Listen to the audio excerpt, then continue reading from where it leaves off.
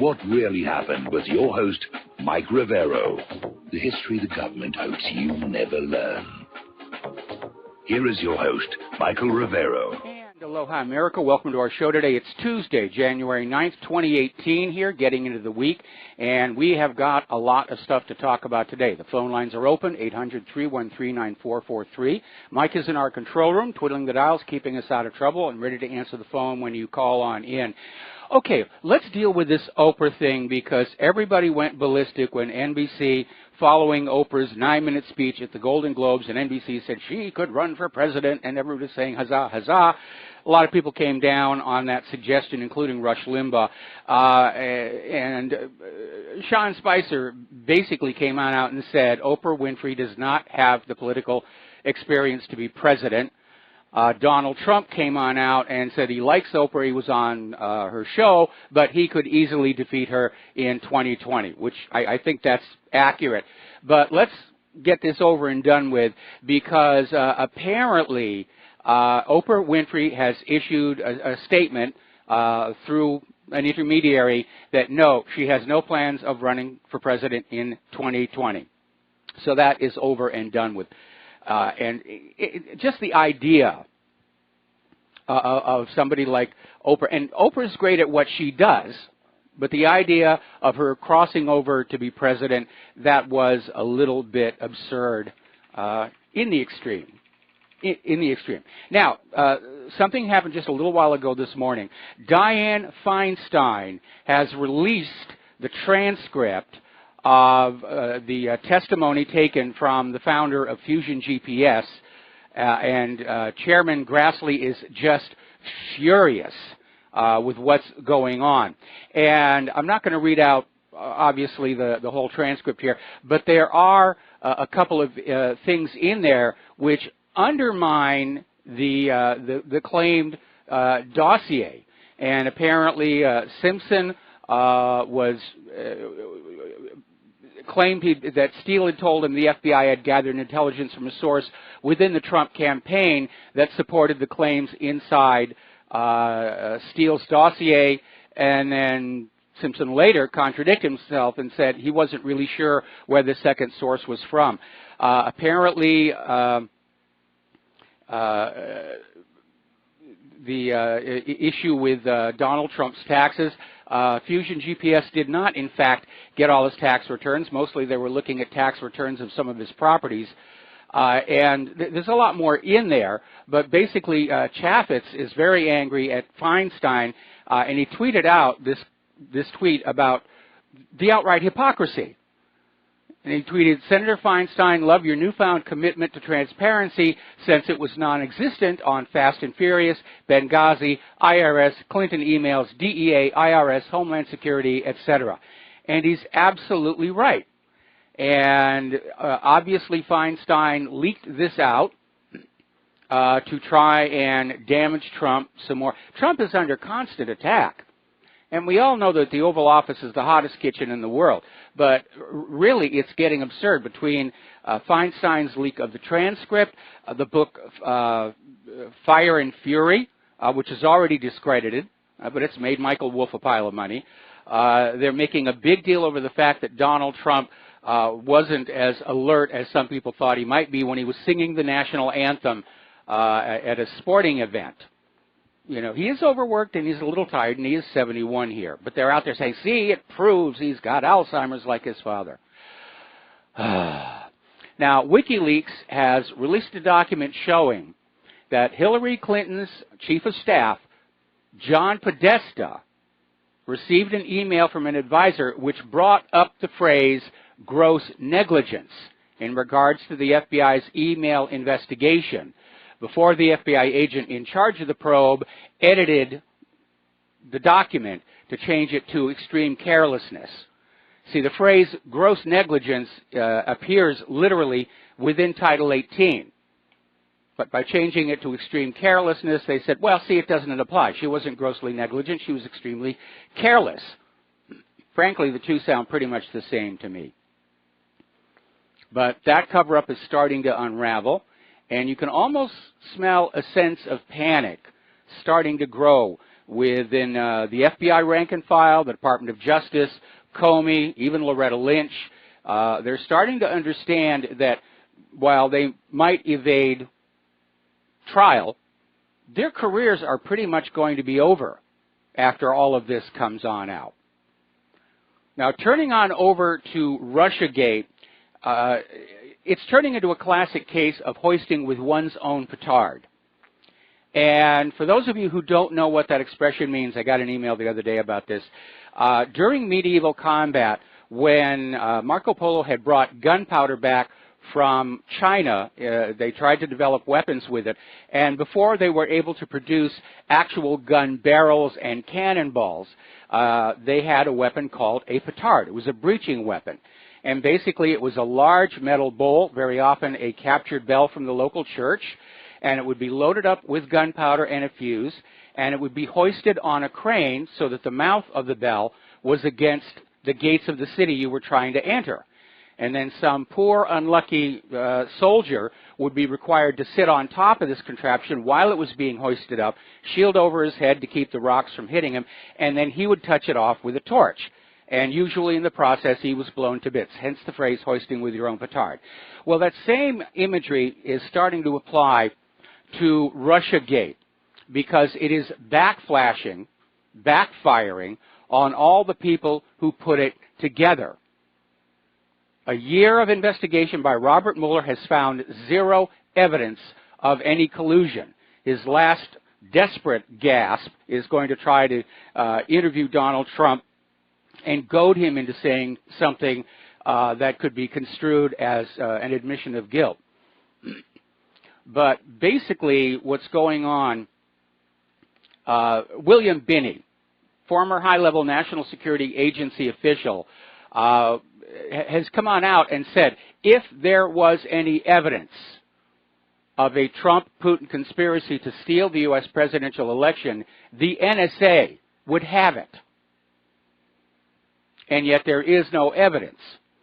So now the dossier has come apart, the whole Russiagate story has come apart, and everybody understands that the candidate who was colluding with Russia was Hillary Clinton on that Uranium One deal. And all the corporate media, all the prostitutes, all the correspondents basically were trying to cover for Hillary and manufacture out of thin air a reason for Trump to be impeached. Oh, he stole the election from our darling Hillary Clinton. Hillary Clinton was doing all the vote fraud. Just ask Bernie Sanders. We had millions of illegal immigrants voting Democrat. We had tremendous indications of election fraud. I mean, when Trump dissolved the Election Integrity Commission, the reason given was none of these state political parties would turn over the voting information.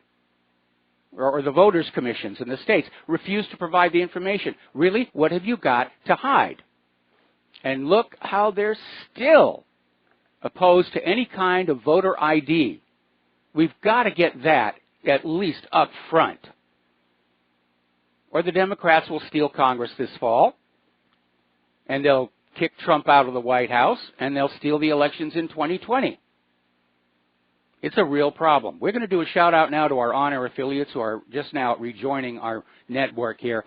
Rush Limbaugh came on out and basically denounced Michael Wolff's book, Fire and Fury, saying that Wolff's reference to Rush Limbaugh is 100% false. And Rush was also commenting on Russiagate, saying that it's the biggest political scandal of his lifetime. I would say it's close. It's definitely up there in the top 10. But I think the real top political scandal is yet to be revealed, and it is what Hillary was really doing with that email server and that charitable foundation. Now, over at CNN, even Jake Tapper is admitting Fire and Fury is full of errors. So this one has flamed out. But, of course, the liberals are out there reading the book, buying the book, and choosing to believe every word in it. It's confirmation bias. They're looking for anything that confirms their pre-existing bias. Okay.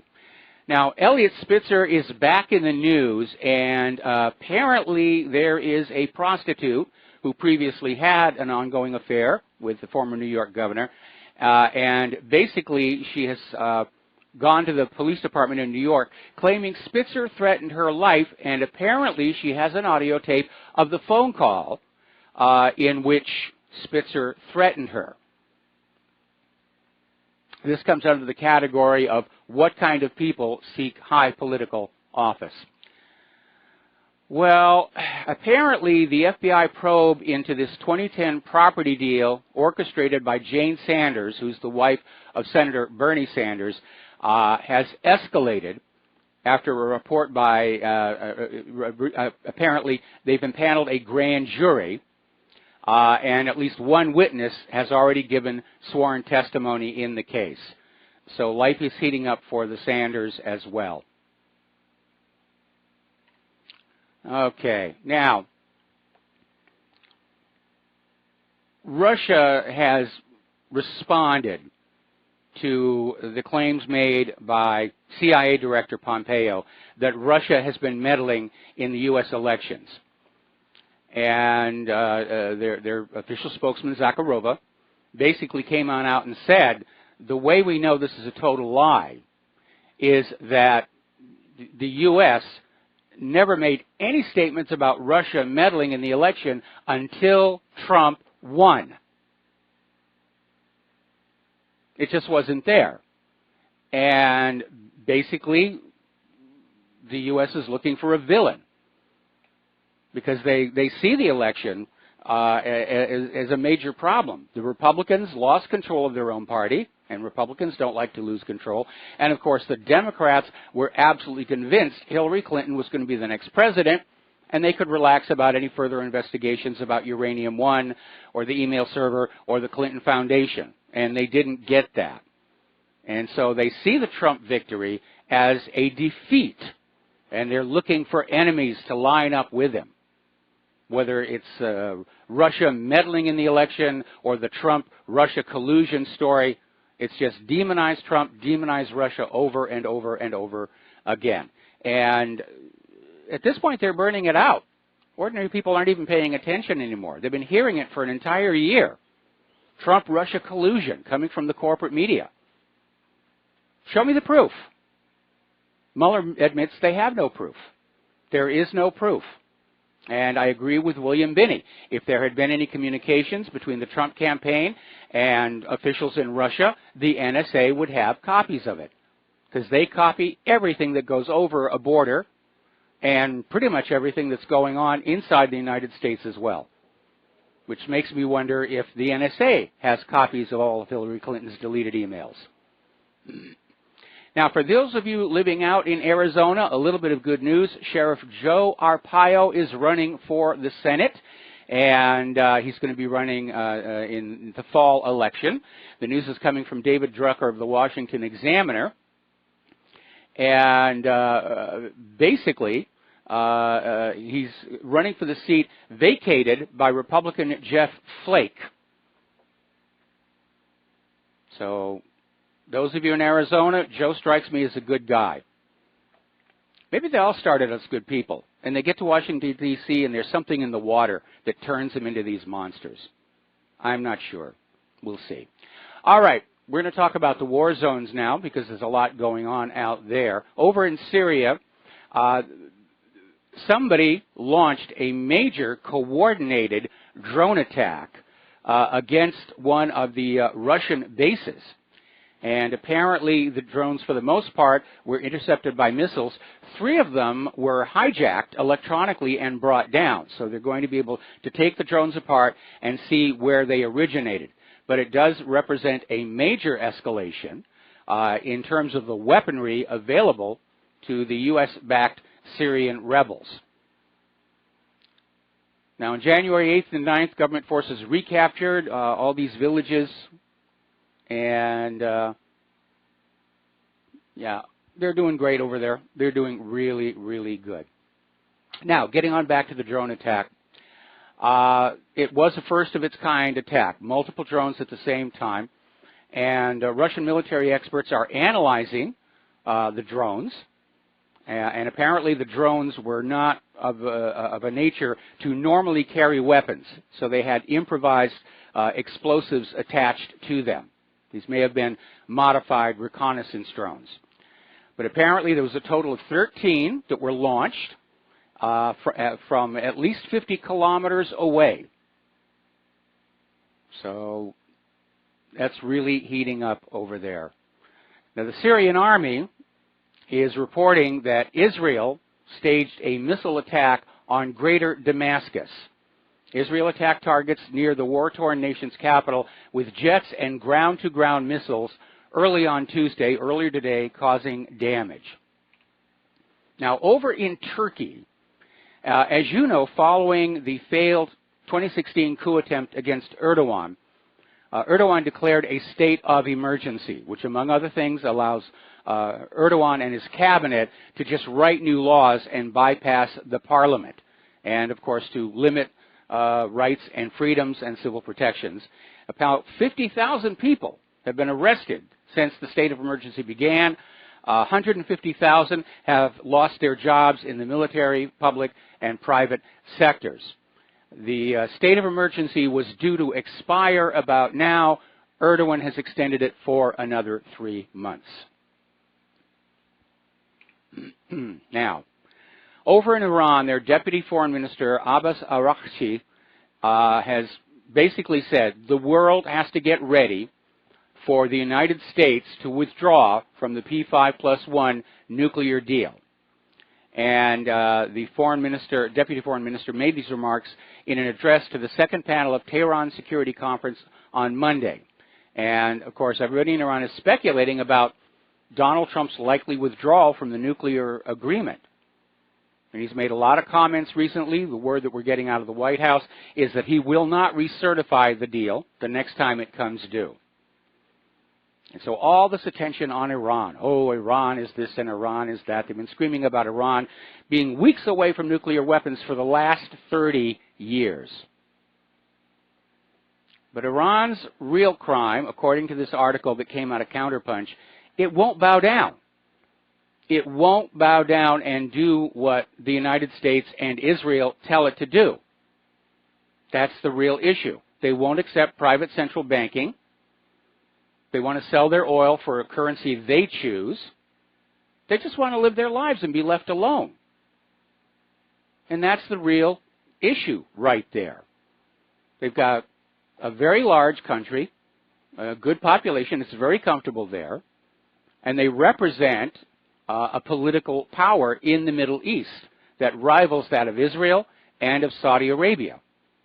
And Saudi Arabia and Israel, even though there are no formal relations between the two countries, appear to be cooperating to bring more pressure to bear on Iran. Now, I would have a word of advice for our Saudi friends. If you help Israel remove Iran as a political influence in the region, don't you understand Israel will then turn on you and remove you as a political influence in the region? It's amazing how short-sighted some leaders can actually be in their thinking.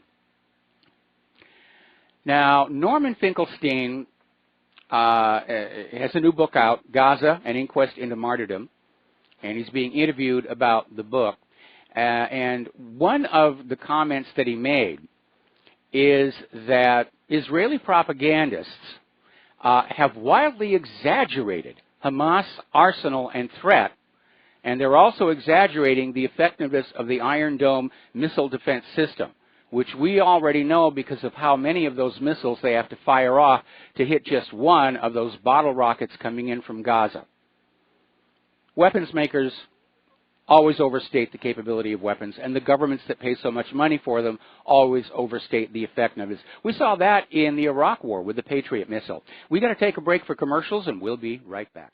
Once again, if you would like to support Republic Broadcasting, pardon me, still on the tail end of this bug that I've been dealing with, the postal address to send a check or money order is Republic Broadcasting Network, 2251 Double Creek Drive, number 302, Round Rock, Texas, 78664.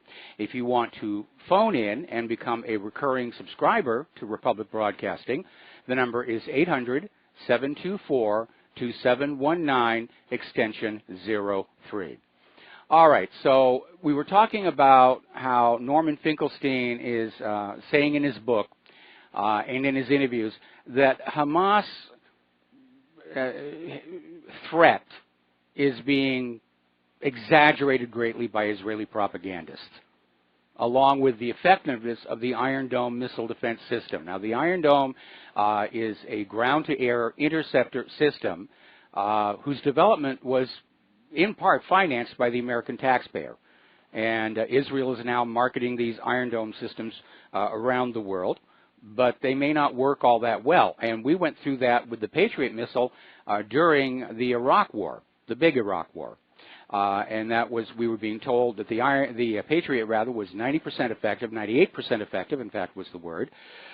Then, when a lot of Scud missiles started hitting their targets, everybody hemmed and hawed and said, well, it's actually closer to 50%.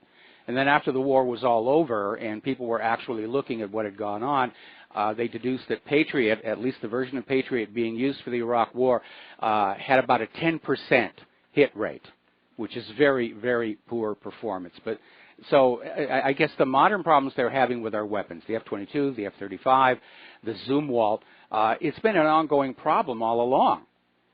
The defense contractors will build these very shoddy products. They'll rig the tests to get it past the military procurement people, and everybody makes a lot of money and goes home happy. And again, if you want some insight into how this all works, there's a book and a very funny movie called The Pentagon Wars that more or less tells the story of the development of the Bradley infantry fighting vehicle. And I understand the movie is out there on Hulu and Netflix, so if you haven't seen it, it's definitely worth a look. It's a very enjoyable film here. Meanwhile, more on that, well, I guess Israel is shooting in all directions now. They've been shooting missiles up toward Damascus, and apparently what Israel did is they're flying in Lebanon airspace, and they targeted what they claim is a Hezbollah arms depot in Syria. So Israel's just basically shooting at Syria. I believe that qualifies as an act of war. And, of course, Israel would love it if Syria were to fire back, because then Israel could say, yeah, it's a war, and the U.S. would have yet another excuse to invade Syria. Meanwhile, over in Palestine, Israel is really turning up the heat on the refugees. As you know, following Donald Trump's announcement that he recognizes Jerusalem as the capital of Israel, there were a lot of protests. And Israel has cracked down on the protests very hard. Now, Trump is saying he's going to cut off funding to the Palestinian Authority, which is Israel's tool, if you will, to keep some measure of control over Gaza and the West Bank. And now Netanyahu is out there saying that he wants to destroy the United Nations relief agency for the Palestinians. In other words, cut off even more money from them, starve them to death.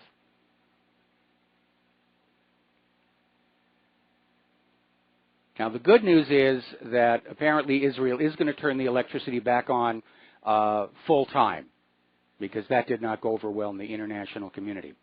Now, we all remember the former government of South Africa, the apartheid regime, and the abuses that they had.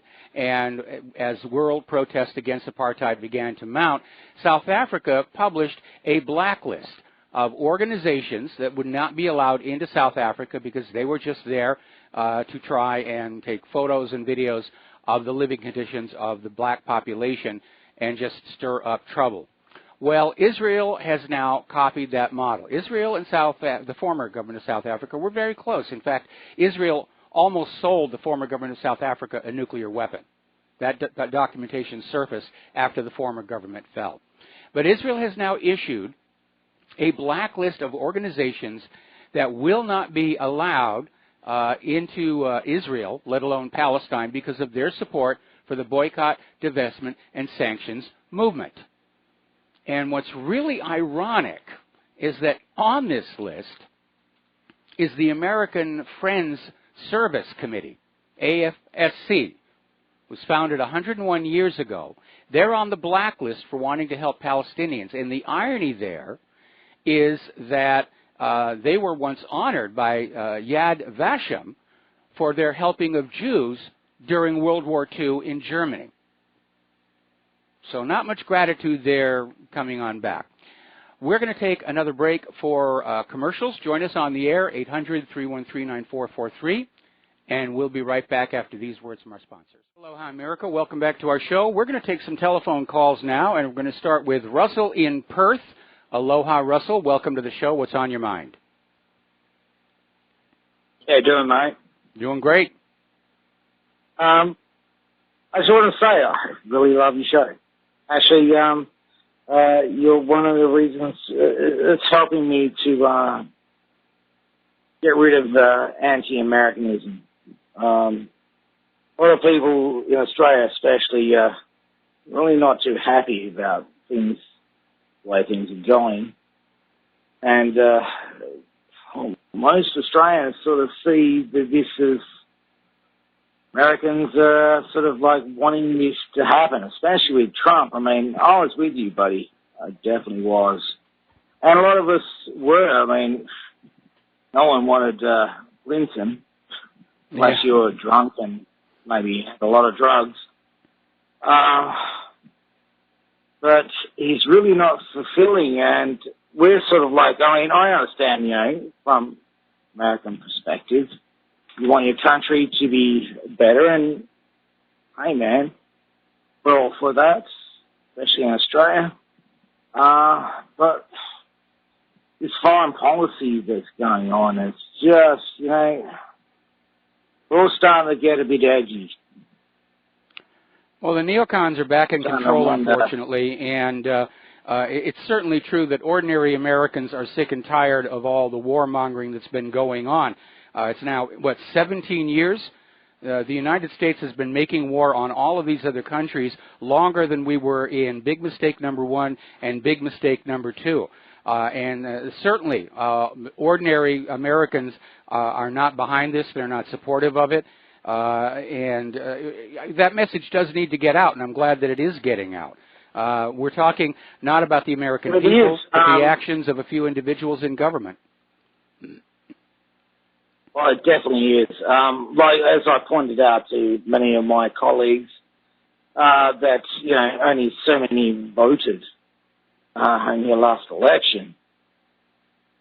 So it's not like American people are all for this. And this is this is your show. I love it. I keep trying to push it to my fans because, well, we are down south, and we are sort of like I think we're sort of like a substitute nation to America. I don't know. Our government pretty much does. I mean, you talk about Israel, which is funny, because we're like the Israel to America in Australia, and Australia is sort of like,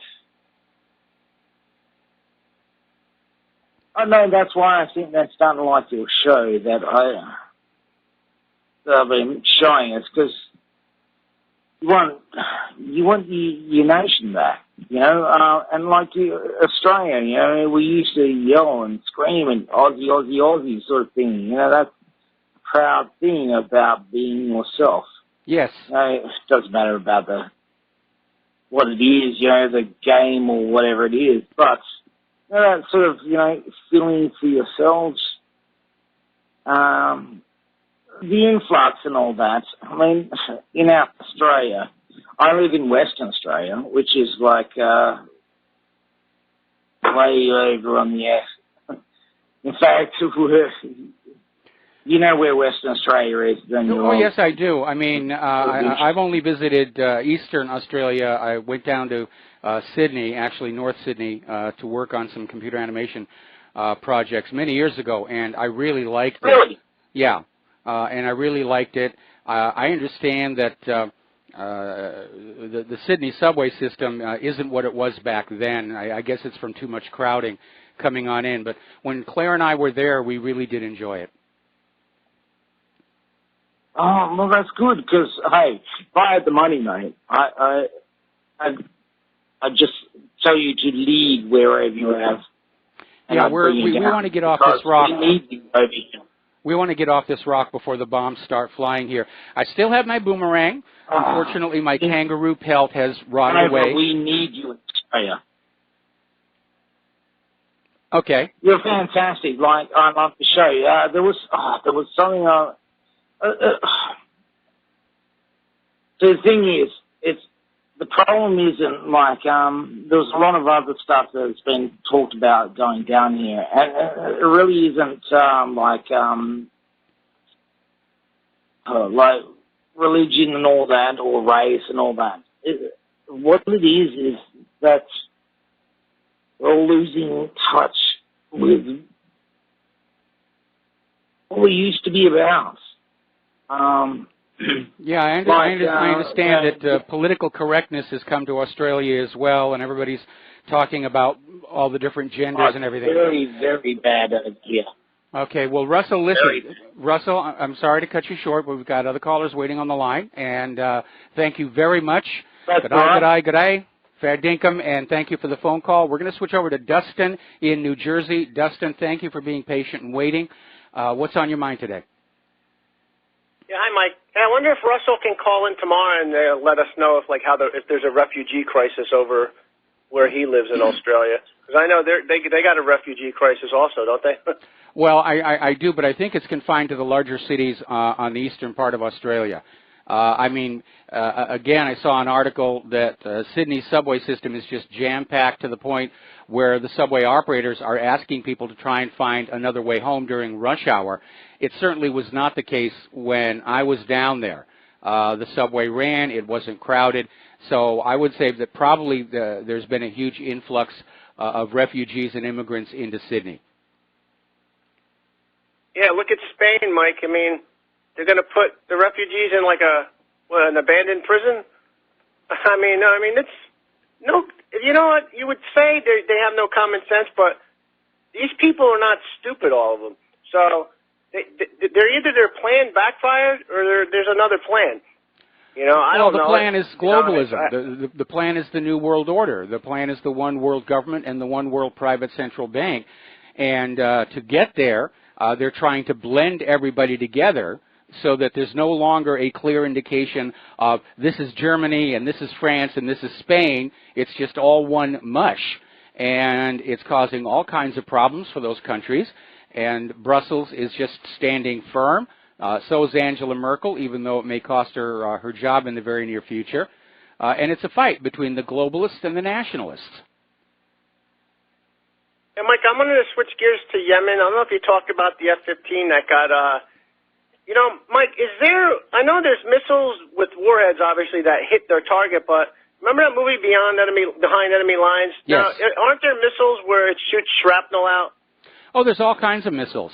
It depends on the target that they're designed to hit. Most ground-to-air interceptors, they'll shoot shrapnel or they'll shoot out this expanding ring of wire. It's kind of like this accordion zigzag, and it's packed in around the explosive fill, and it slices out because at high altitude, the force of the actual explosion just doesn't carry that far in the thin air.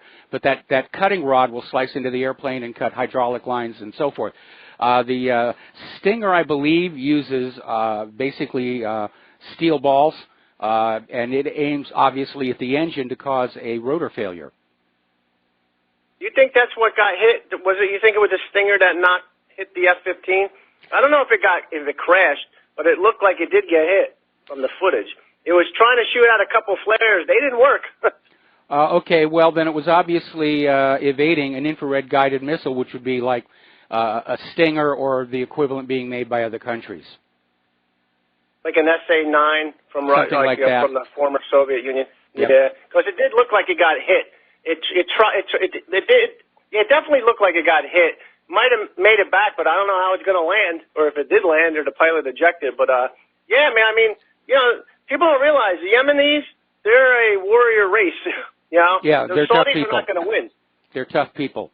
And yeah, I just feel bad for how the blockade's going and how just the world. I don't even see anything on the news about it, although I don't watch the news, but I flipped through it, and there's not even a peep of it, Mike. I mean, nobody gives a, they don't care. No, well, they just don't corporate care. media is just all agog about Oprah Winfrey running for president in 2020, which is not going to happen, but they're still making big news out of it.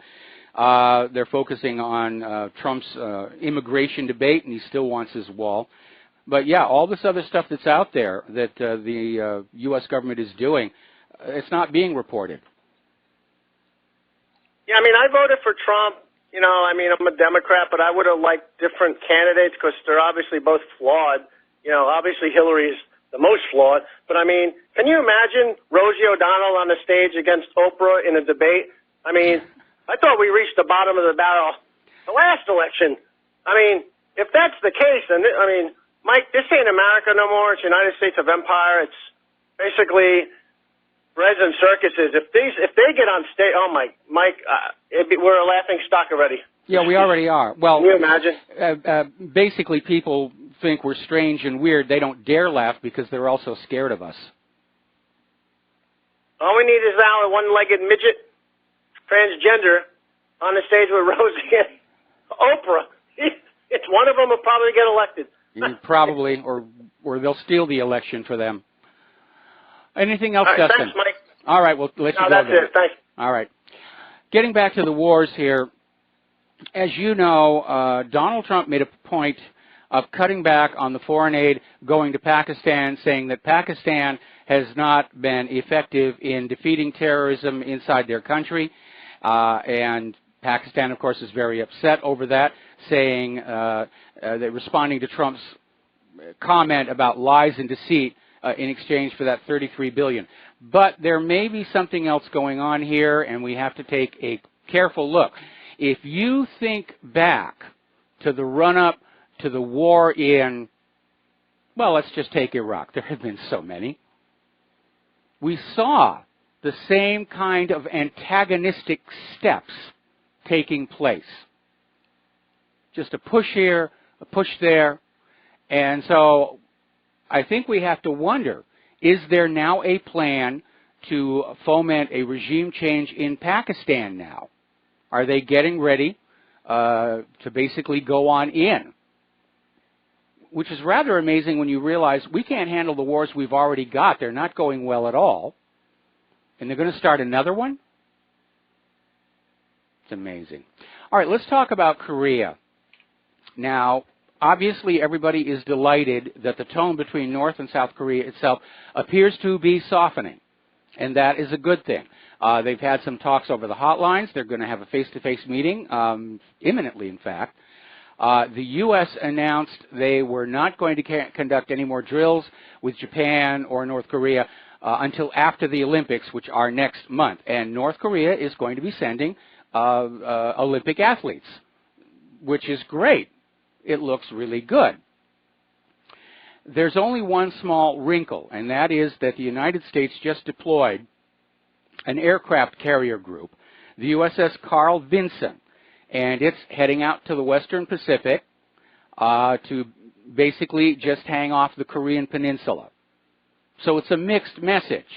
We're not going to have any drills, but the weapons are still sitting there just in case.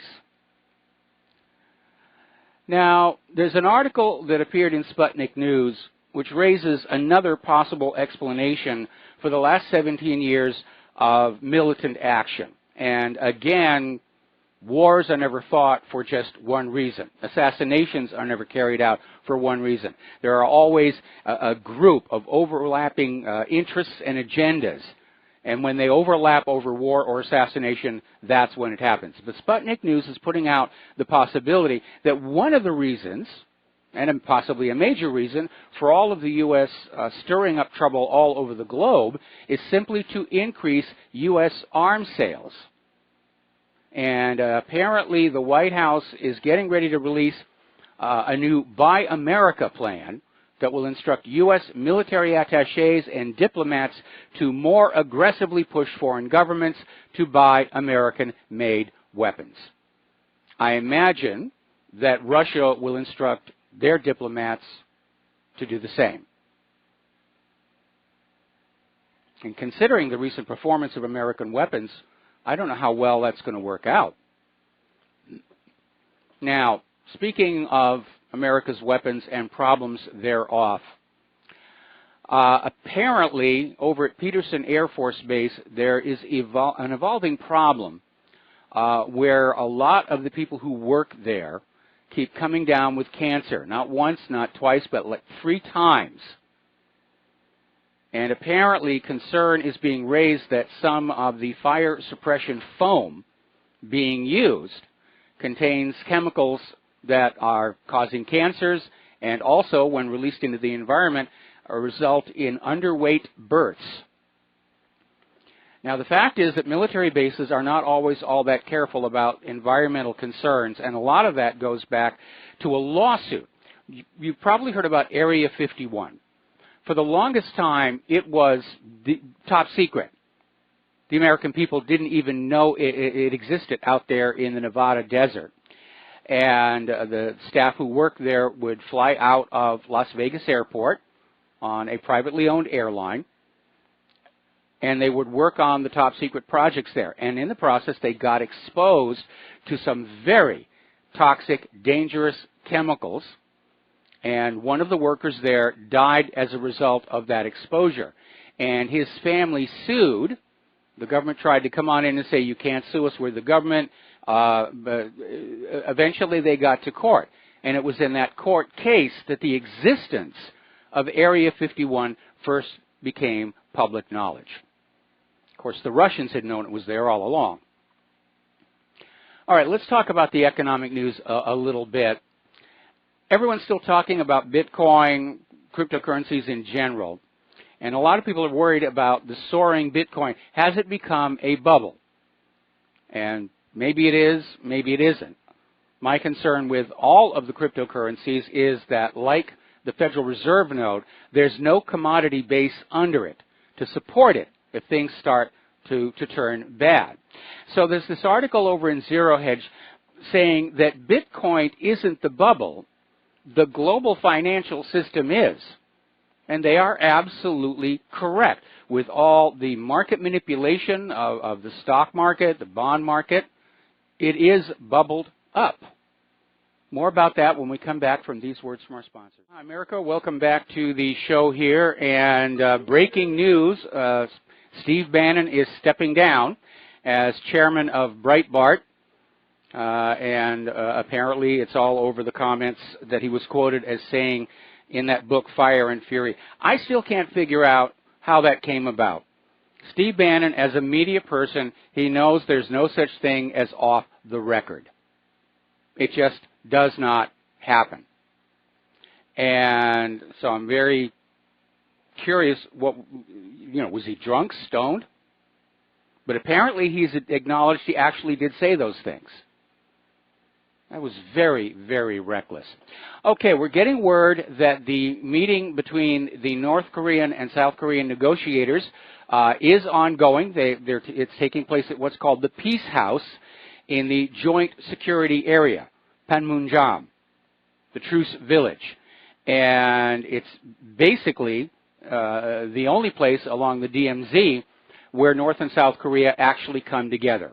And it's sort of a no man's zone, a checkpoint Charlie kind of thing where everybody can get together. So that's looking better and better it's looking better and better over there. Okay. Now there's another cryptocurrency out there, and it's called FM tokens. And it was specifically set up as a means for paying for online chats with porn performers. And apparently, Monday, the investors are starting to look for the company's CEO, and apparently the CEO has just vanished with all their money. And, of course, the tokens were not promised. So you've got to be careful. We're in an age of massive fraud, not just by the government, by money junkies.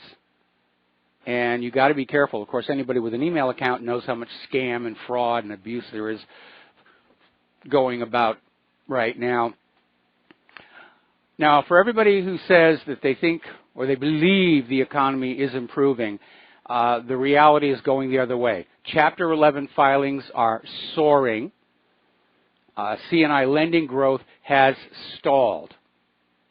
Those are bad signs that we may be going into yet another recession before we've even really gotten out of the last one. Now, Gail Tverberg is out there talking about a coming depression in energy and basically says it is a simple issue to understand. Too many people placing too much demand on the world's depleting energy resources. And the cost of energy is rising, and the war fever is not helping that at all. Now, one of the things that we might get out of a revitalized space program is more efficient electronics, so that your appliances, your computers, and so forth use less electricity. If you're using less electricity, demand goes down. The other side of it, of course, is maybe it is time to mount a Manhattan Project-sized operation to develop new sources of energy, new sources of electricity primarily. We know that something was going on with cold fusion, not exactly sure what. China has made great strides in the area of hot fusion. It's out there. We just have to have the political will to go find it. We're going to take a break for station identification. We'll be right back. Hi, America. Welcome back to our show. Hour number 2. The phone lines are open, 800-313-9443. And let's talk a little bit about Europe and immigration and politics. And there's a new phrase going around, Germany, Merkel madness, or its German equivalent. And Germany is really starting to see some very negative effects from the refugee crisis, because the Germany that I experienced back in the 1980s was a pretty cool place. Very beautiful, very neat, not very crowded, and very little crime. That apparently has all changed. And this article that came out of Europeans worldwide is saying that what people would have considered normal German life is fast disappearing. And it's gotten so bad there, a lot of Germans are now leaving Germany. They're going to Hungary and Poland to escape the rampant refugee violence gripping Germany's cities. Now, Greece has suffered a calamitous 41% drop in tourism as a consequence of this invasion by non-European benefit bandits. Another cool expression. Germany's tourist sector is looking at a huge drop as well. And private properties in the hotel and leisure sector have been commandeered by the state to accommodate the refugees. It really is out of control. And the reason for it all, again, New World Order. One world government, one world private central bank, and get everybody confused about who they are, so that there's no more group of Germans over here and no more group of French over there. And by the way, it's not going to work. And we learned that from the immigration era in the United States, where people were coming to the United States, they were coming through Ellis Island, they were checked for diseases, they were checked for criminal records, and they were let into the country, and it was expected they would integrate with the society, which they tended to do. But they still formed their own little enclaves, Little Italy, Chinatown, Koreatown, that sort of thing. And these refugees in Europe and the United States are doing the same thing. You can't just blur people together like that and expect it to work. Contrary to what a lot of the globalists think, we are not sheep, and we want the freedom to choose who we associate with. And we're most comfortable associating with people that we grew up with, who have the same sets of values, who think the same way that we do, who know the same history that we do. Now, yesterday we reported on how Theresa May is looking to shuffle her cabinet, and some people are going to be replaced, others are being moved around. It's already starting to go cattywampus. Jeremy Hunt refuses to change his job. He wants to stay where he is. And Putney, member of Parliament, has quit the government rather than move. So Theresa May is in trouble over there. All this chaos going on from all this empire building here. Now, as you know, Benjamin Netanyahu is facing corruption charges in Israel, and he's trying to hold them off by political means, by a special law that was passed by the Knesset. But the public pressure from the Israelis is growing that something has to be done. They don't like corrupt rulers any more than Americans do. And so there is a huge pressure building up right now, and it's been exacerbated by Netanyahu's son, who apparently didn't understand that silence is golden. And apparently Yair Netanyahu tells the son of an Israeli gas tycoon that his father, Benjamin, pushed that controversial gas deal in Parliament in favor of the father in 2015. Apparently this was recorded outside a strip club, and the audio track of the video has been aired on local news in Israel. And so basically here what you have is the son of Benjamin Netanyahu admitting the corruption took place. I would certainly hate to be at the dinner table in that house that night. We're going to take a phone call now. Tom in Florida, aloha, welcome to the show. What's on your mind? Well, yeah, Michael, good day to you. Yeah, what's on my mind, Michael, is this Trump's going to probably cave in on this DACA nonsense, because I saw it was on the news today with him in one of the cabinet rooms there in the White House with Chucky Smucky Schumer. You had, I think it was Dickie Durbin and Steny Little Hoyer. And it seems to me that Donald Trump, and I give Trump some credit, he was trying to stick up, the best he could, but I didn't hear none of the other Republicans actually come to his defense and say, no, we're not going to give you DACA until you do build the wall and deport them all. And nothing like that. It's all about what the Democrats want. And you got these rhino rats. I call them rhino rats now because the rhino rats are shutting their mouths and letting Trump, like he's the bad guy. This is insanity and how they're spinning all this. In the eyes of the Republican establishment, Trump is the bad guy. They lost control of their own party last year, and they don't like that. That's a big reason why so many Republicans don't like Trump. He's not theirs. Well, Michael, this guy Kevin McCarthy was standing right next to Hoyer, and I was saying, hey, why don't you speak up, McCarthy? Speak up. His state has been flooded with 4.5 million illegals that they know of. We don't know how many more it is. You couldn't get a Republican elected as a dog catcher in Sacramento, and you got this moonbeam clown who should be arrested with federal marshals because this guy's breaking all the federal statutes of aiding and abetting illegal aliens, but yet they don't want in the sanctuary cities. They don't arrest these guys. But here you got the president of the United States. I don't know why Trump, with the presidency, he can force the federal marshals to go get Brown and put him under a house arrest for what he's doing. If it was a Democrat in power and it was the Republicans trying to pull that, they would have him arrested. Now, what I want to see Trump do before he does this nonsense with DACA, because that's given 800, 900 million more Democrats votes, this is insanity all across the board. I want to see some of these Republicans have some gonads or cojones and say enough is enough. Because, Michael, this is not – Ronald Reagan tried it. Look what happened. Now you can have Donald Trump, like Pat Buchanan said the other day, he's going to cave in. He's going to cave in like a little bitch. And it's disgraceful because the Republicans are not backing Trump. He may get the funding for the wall, but they're still going to keep pouring in here, Michael, no matter how the visas and all. It's just insanity.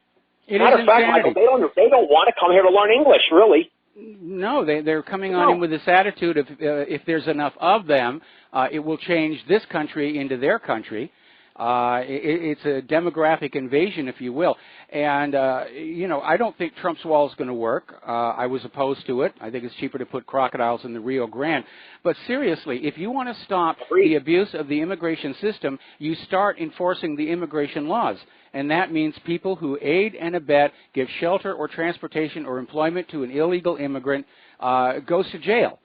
And you start doing that, and you will cut off that financial incentive for the illegals to cross that border. Absolutely. Michael, they had a guy here in the Florida area who was talking on the radio the other day, and he was bringing up statistics of the 1900 statistics in the early 1900s. And in 1900, 54% of all males in the United States have blue eyes. You know how many blue-eyed males there are in the United States at this time? 15, 16%. Unbelievable. I'm not going to get into that. I won't get into that real heavy stuff with the blue eyes and all, or whatever, green eyes, whatever. But I will say this. There is a modus operandi since 1965 with this Kennedy and this Manny Cuellar to literally destroy the Northern European base in the United States. And you had I don't know, you call him what they call him, a dark black Irish Kennedy, who's tried to sabotage the European structure of this country. I don't think I disagree with you about Kennedy. I disagree with you about Kennedy. You know, I looked at the bill, Michael, 1965 immigration bill. You need to check it out. Kennedy was behind it with that guy Cuellar, and he was totally for flooding the country with third world invasion. Kennedy's a big perpetrator of that. Trust me. All right, I'll take a look at that. I'll take a look at that. I mean, I know that in the past, bringing in people from the third world has been encouraged because it's a cheap labor force. And I'm sure that's at least one of the agendas that's at work now. But back then, we needed the labor force. Right now, we've got too many laborers, and they're not working, and it's cracking the system right now. But again, there's only 1.2. Sorry, there's only 1.2 million people in the agriculture industry. I looked it up. There's only 1.2 million people actually work in the agriculture industry in the United States. So where are all these other millions of people doing? Cutting grass? Cutting trees down? I don't know. Well, I don't know, but most of them are trying to get free benefits. The agriculture is no longer the main destination for immigrant labor because it's all been mechanized. It's all done with machines now instead of by hand. Absolutely. Matt Drudge was talking about that on his Drudge report the other day. About what do you need all this labor? Because machinery and the robots are going to be taking over in the next 50 years. You don't even need nobody basically to do any of that stuff. It's insanity. All it is, Michael, I can say, I know your other callers, look, it's all about flooding the Democratic voter rolls so they can keep electing all these people have their little cushy jobs and they don't want to lose them in the future. They're afraid of losing their power and their money that they got coming for the next 10, 15 years. Hell with their kids and grandkids and all that, They just want to hold on to their power. Look at this McCain. He should have stepped down as soon as he found out he had a brain problem. He's got to step down. This guy cost us the health care bill. I mean, the lame brain, insane McCain. And he's going around. He's a war hero. He wasn't a war hero, Michael. He was caught and put in a box and probably ratted like a rat fool. Who knows what? He made propaganda recordings for the North Vietnamese. They actually got released. They're out there on the web. Absolutely. So thank you, Michael, for taking my call. Have a great day. All right, same to you. We're going to let you go. Over the best. All right. I don't agree that there has been a deliberate plan intending to reduce the European culture in the United States. I think the motives for open border immigration are a cheap labor force, and today, of course, it's part of that New World Order destroying the national identity of the entire country, destroying the regional identity, the historical identity, the cultural identity. Just blur it all together to make us easier to control. We're going to do a shout out now to our honor affiliates who are just now rejoining our network. Now, Donald Trump has apparently signed a bill to make Martin Luther King's birthplace a national park. And he signed this on Air Force One, and Alveda King, the Martin Luther King's niece, was in attendance for it. So they're basically going to use this bill. It will include the Martin Luther King National Historic Site. It will also include the Prince Hall Masonic Temple, the former site of the Southern Christian Leadership Conferences, where the civil rights movement really began back in the 1960s. All right, let me...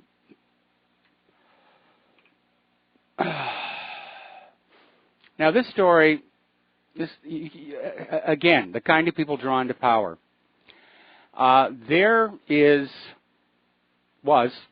He still is, but he was the chief of police for the small western town of Leechburg, Pennsylvania. 40-year-old man was arrested after arranging a sexual tryst with what he thought was a 14-year-old girl. Now, the teenager was actually an undercover officer from the Pennsylvania Bureau of Criminal Investigations. And Michael Diebold was charged with 2 first-degree felonies, unlawful contact with a minor, and criminal attempt to commit involuntary deviant sexual intercourse. And he's in jail on a $500,000 bond. His lawyer says he's going to plead not guilty at his bail hearing. Unfortunately, this guy has a wife and a family, and they have just been destroyed by all this. Apparently, they had no idea that this guy was behaving this way. So, okay. And here's another one, and I hate stories like this. Apparently, a man who worked at a school and coached track has pled guilty to sexually abusing 42 underage boys. The problem is this man is HIV positive, and he knows he was HIV positive. Talk about a complete lack of a sense of responsibility. You know, when AIDS first came to the United States, there was this Canadian flight attendant, Gaitan, I think was his name. And he knew he had the illness, but every city that he had a layover in, he'd go down to the local bathhouse and meet somebody and have sex. And this one guy, he was the patient zero.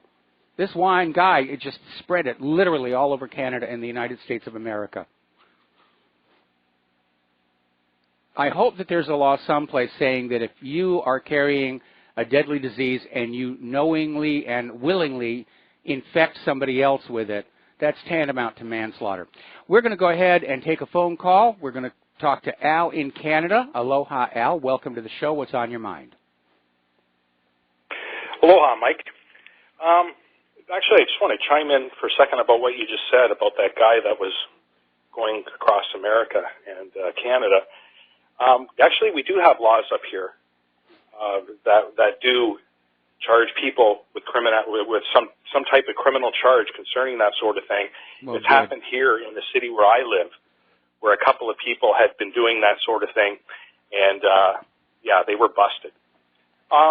Anyway, the last caller, like, I'm not going to say I don't think he's racist or anything. I'm not going to call him racist, but if someone were to listen to your radio show for like the first time and hear something about, well, you know, in the 50s, the amount of people with blue eyes in the United States was 50%, and now it's only 17%. I mean, that sounds really, really racist. In other countries, it really does. I'm not even sure it's accurate because I'm not even sure it's accurate because that's not my memory from when I was a kid.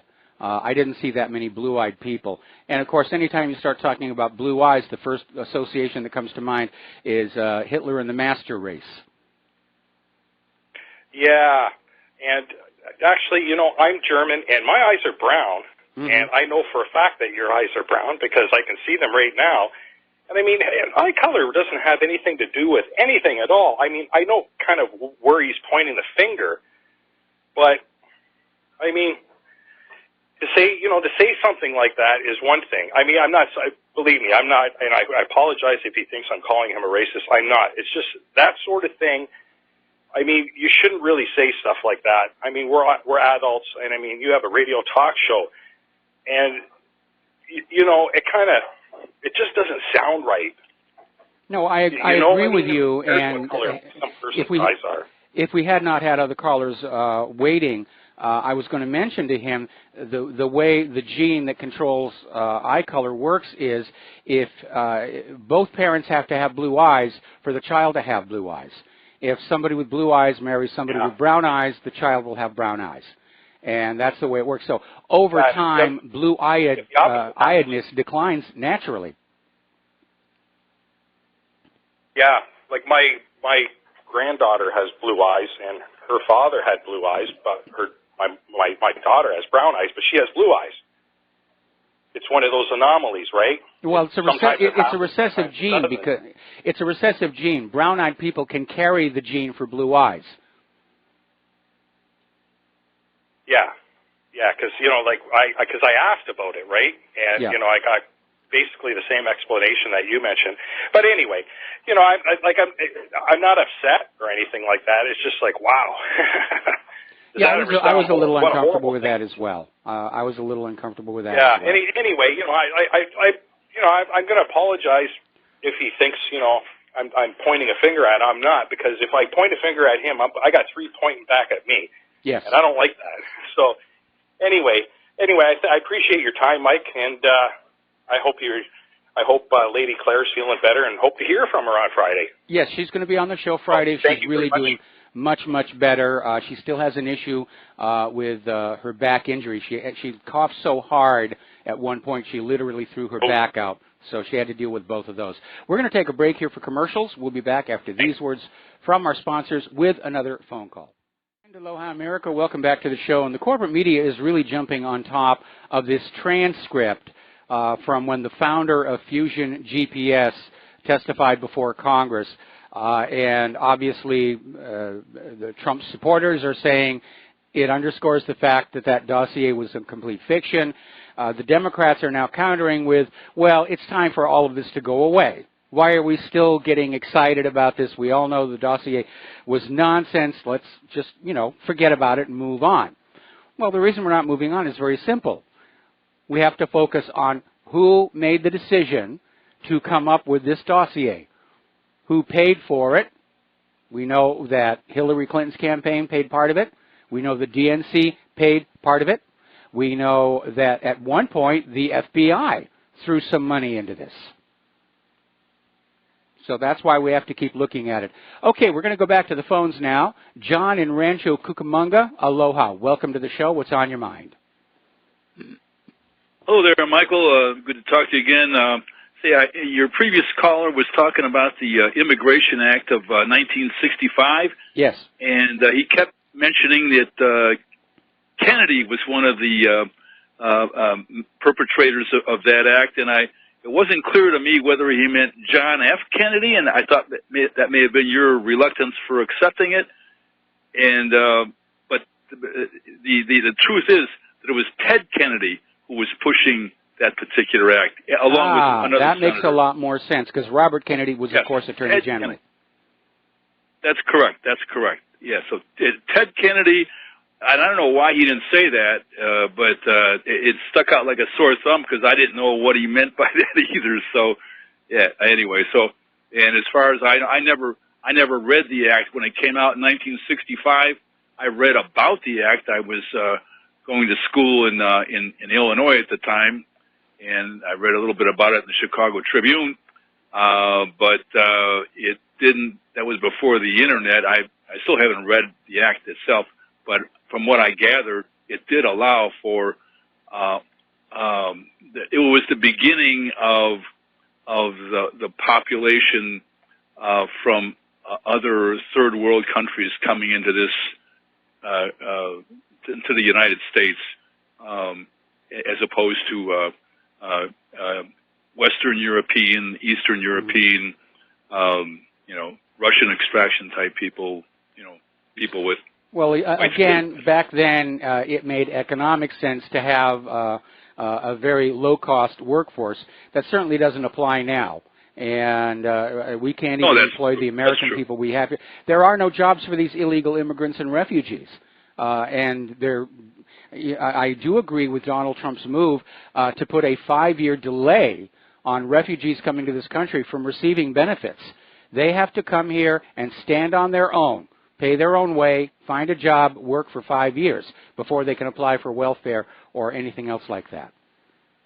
Well, that should go without saying. And Pat Buchanan had made that point at least 20 or 25, 30 years ago, something like that, when the patron saint of the Republican Party, St. Ronald Reagan, signed the very first amnesty in 1986, I believe it was, and turned out, it allowed in a lot more than what it was supposed to. It was several million as opposed to a couple 100,000. Yep. And anyway, the original act, though, I remember even the thinking and some of the just discussions on campus at the time, where it's going to take a long time, and all these wild-eyed projections about how we'll become a minority in our own country will never come to pass because it would take too long and so forth. Well, here we are, So anyway.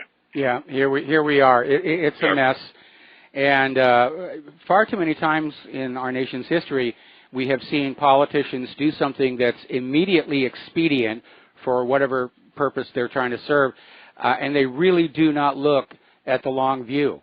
And we've inherited so much of our problems from short-sighted thinking done in the past. Anyway, listen, we're coming up here on a commercial break. So, John, unless you've got something else, we're going to let you go here. No, Michael, that was the main thing I want to make the case was Ted Kennedy was behind that act. Okay. And I don't have any other comments on any white genocide type programs at this time, so I'll let it go at that right now. So all right, we've got to let you go. We've got to take a break for commercials. Thank you for the phone call, and we'll be right back. Bye.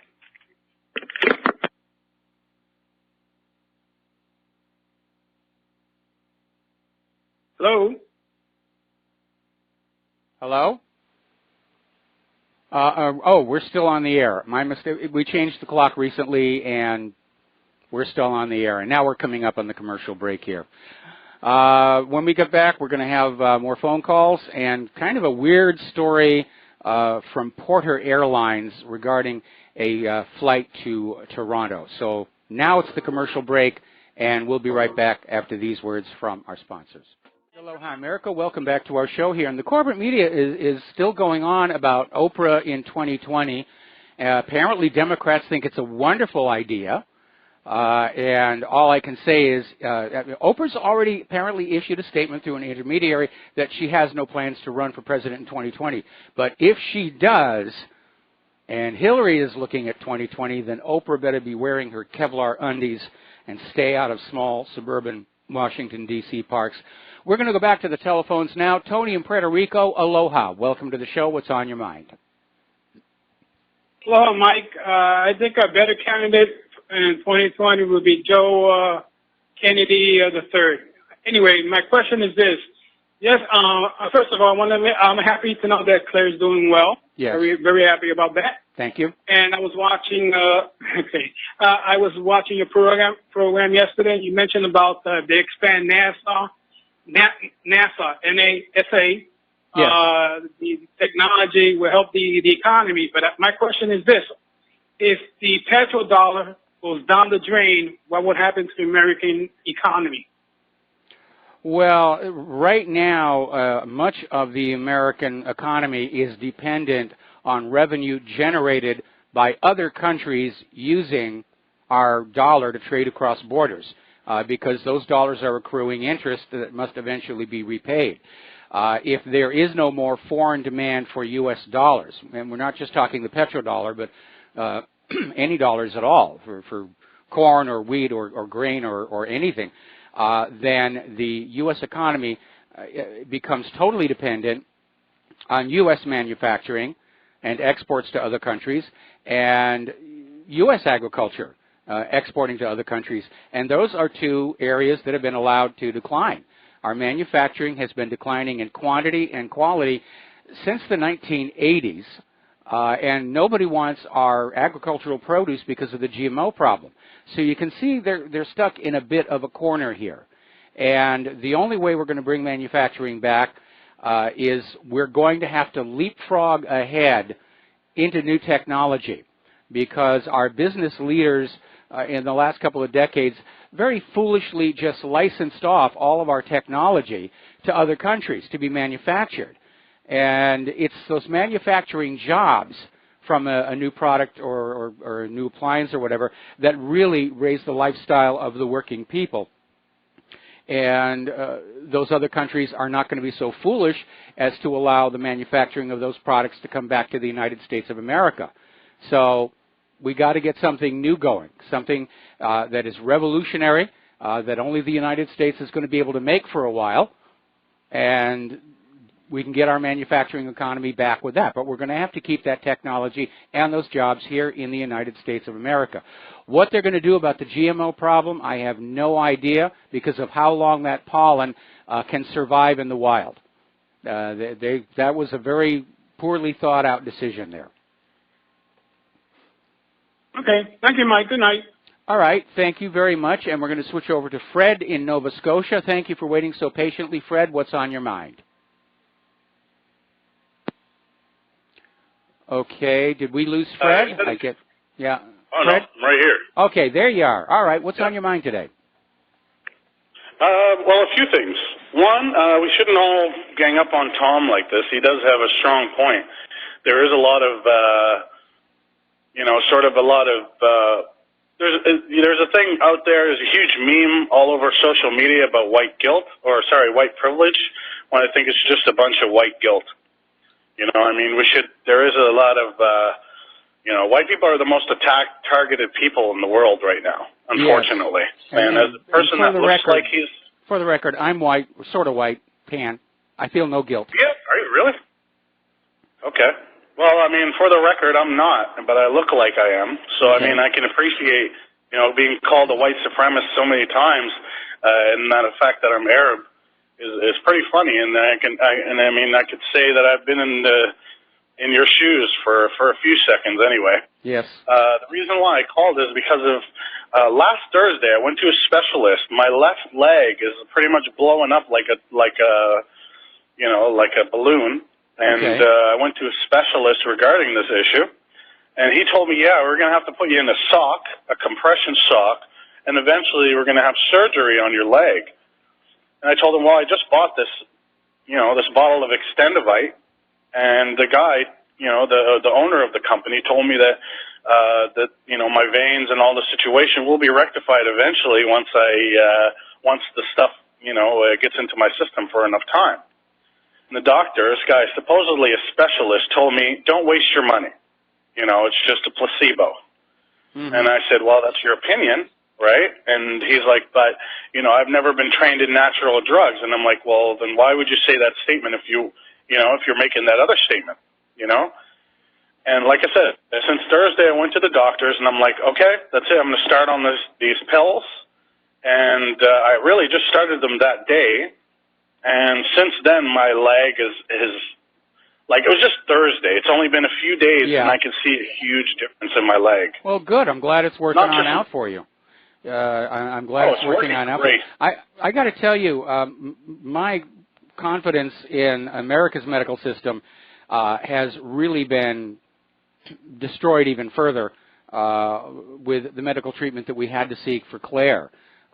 Because she saw several practitioners, and they were making contradictory statements and prescribing contradictory medications, and it almost seems like going to a McDonald's of medical care.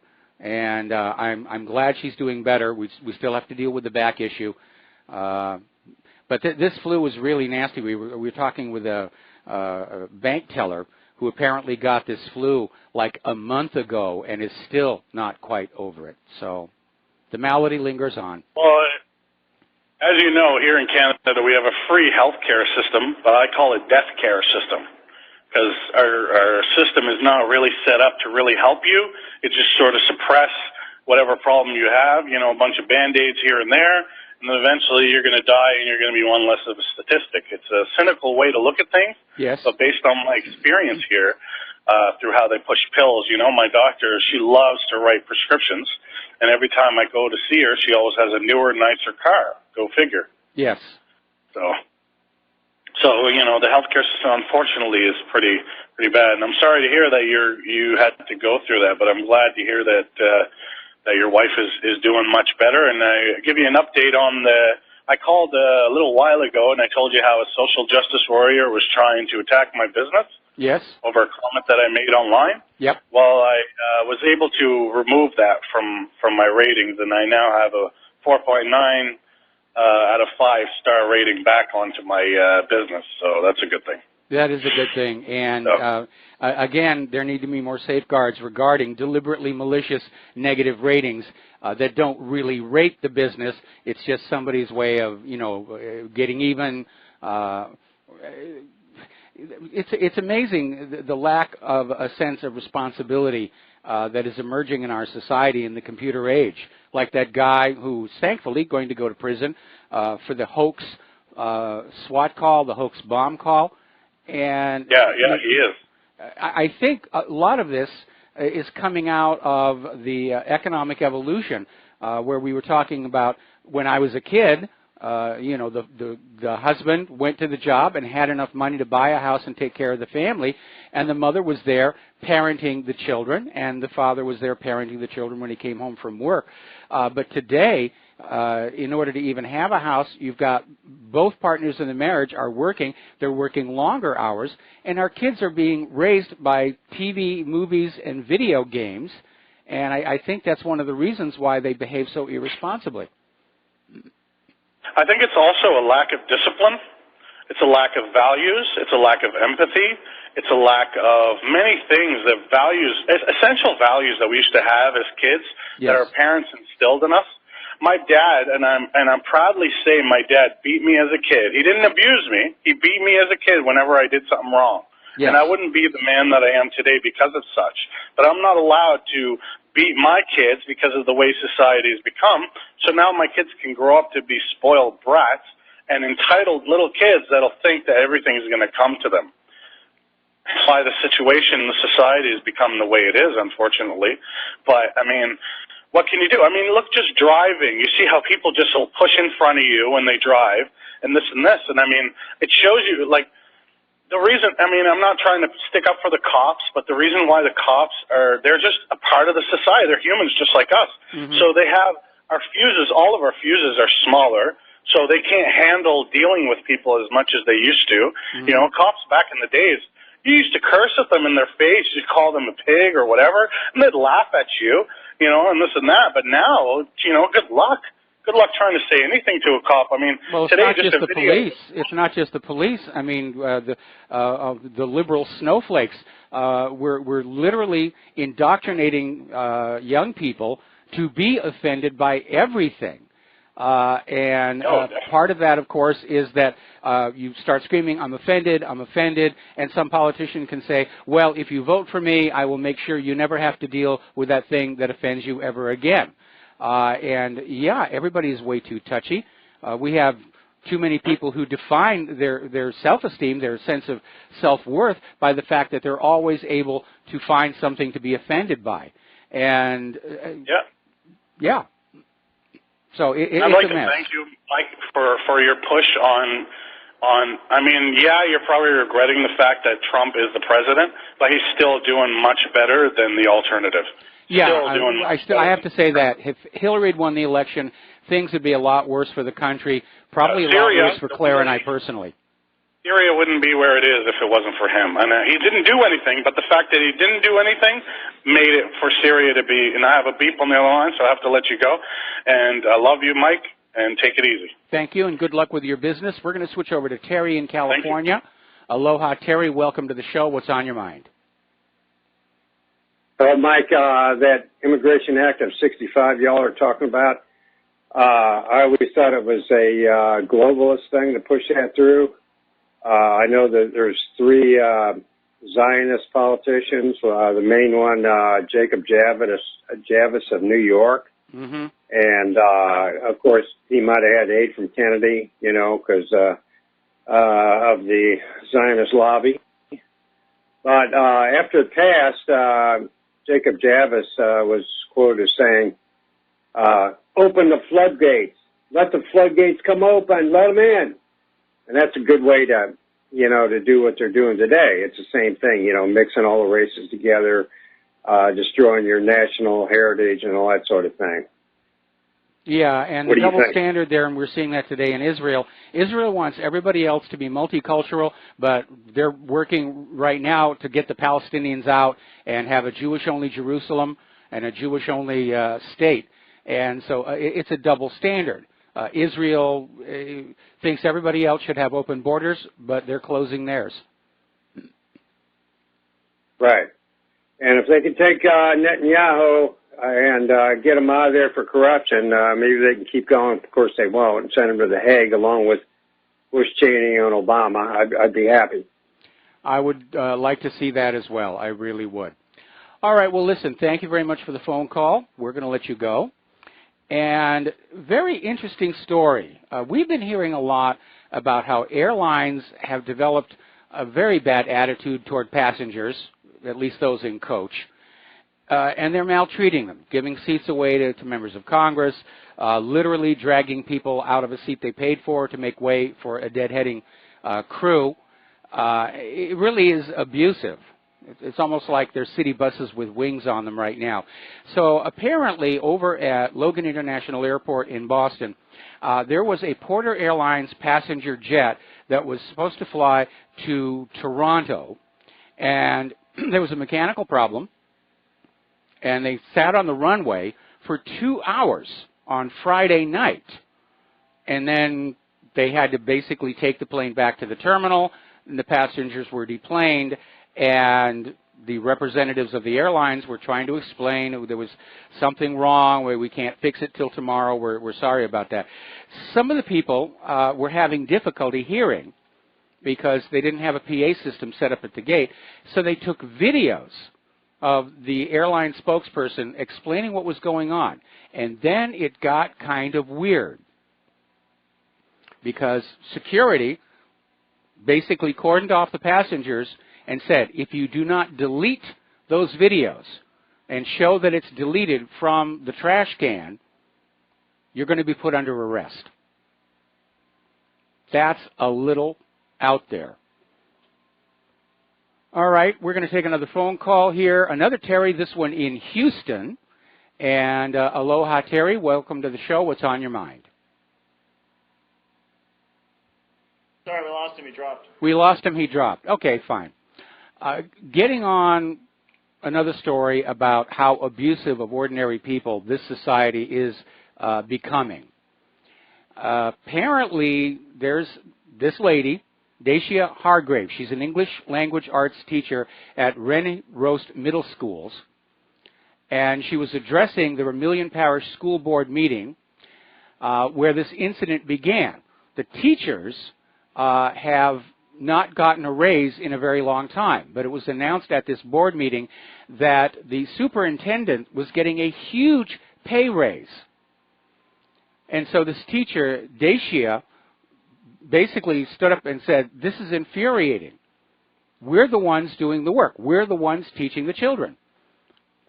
And the school board called the cops. She was arrested.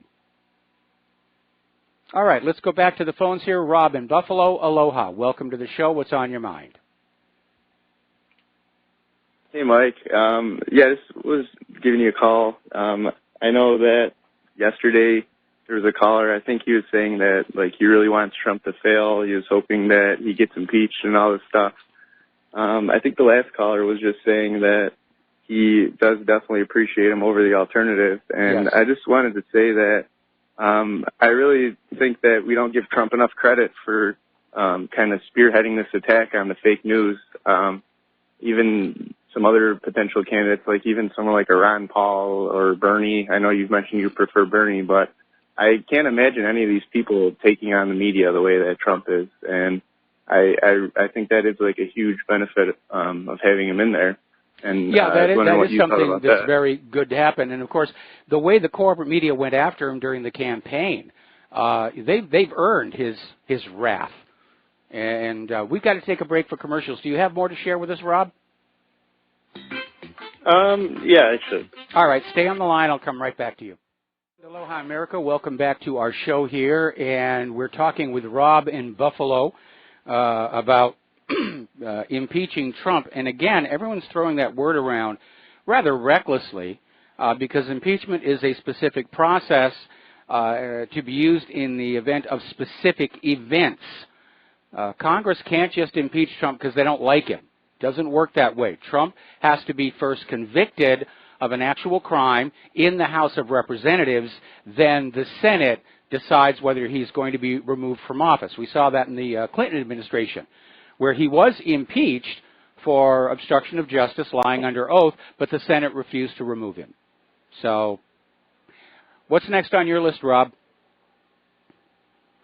Yeah, so like the caller yesterday, he was saying he hopes he's impeached. He hopes he, gets out of office. And there's a lot of animosity towards Trump. I mean, he definitely is not doing a perfect job by any means. He's definitely made his fair share of mistakes. But as I said, like he's taking on this attack on the fake news media. And that's one of the things I agree with. Yes, slowly but surely. Yeah, he's also taking on the FBI, though. Like, he's fired Jim Comey. Last I heard, yeah, but look who he replaced him with. Be resigning. Yeah, I mean, I'm not seeing much action still, but I don't know. Like, what's the deal with Ray, I guess? Is he's no good? Well, we're not seeing anything come out of the FBI, and probably one of the reasons is that the new FBI director, Ray, it may be that his first level of subordinates, I mean, they're holdovers, and they may be blocking. Remember, there are a lot of people tangled up in this web of corruption surrounding the Clintons and going back to Arkansas in the 1980s. And a lot of people appear to be dirty with the Uranium One deal. A lot of people, we had a report came out the other day that the Clintons' friends were using the foundation as a money laundry. So we're talking about hundreds, if not thousands, of highly placed people who are all going to block any investigations out of fear that they themselves could ultimately go to prison or at least lose their careers. Yeah, so I mean, there's all sorts of tangled webs there and everything, and it's not an easy job to do. So I mean, it looks like he's making some sort of an effort to try to clean up the FBI, but I mean, I don't know how much he can do, like, overnight. Well, like a lot of he is the president, and he's made a lot of mistakes. I agree with some of the things he's done. I'm basically seeing a lack of action on the most important things, which is the military stand-down that he campaigned on, and the Clintons in prison, which I'm very keen to see. So I agree with his policies on NASA. Anyway, I agree with his policies on NASA. I'm sorry, I'm getting nasty echo here. I agree with what he's saying about NASA, pushing for the new technology. I certainly agree with his stance on immigration, except I'm not seeing all that much actually being accomplished. Yes, he's sending home the El Salvadorians. It's a good first start. But we're already 1 year into his 4-year term in office. He doesn't have all that much time left to get his agenda implemented.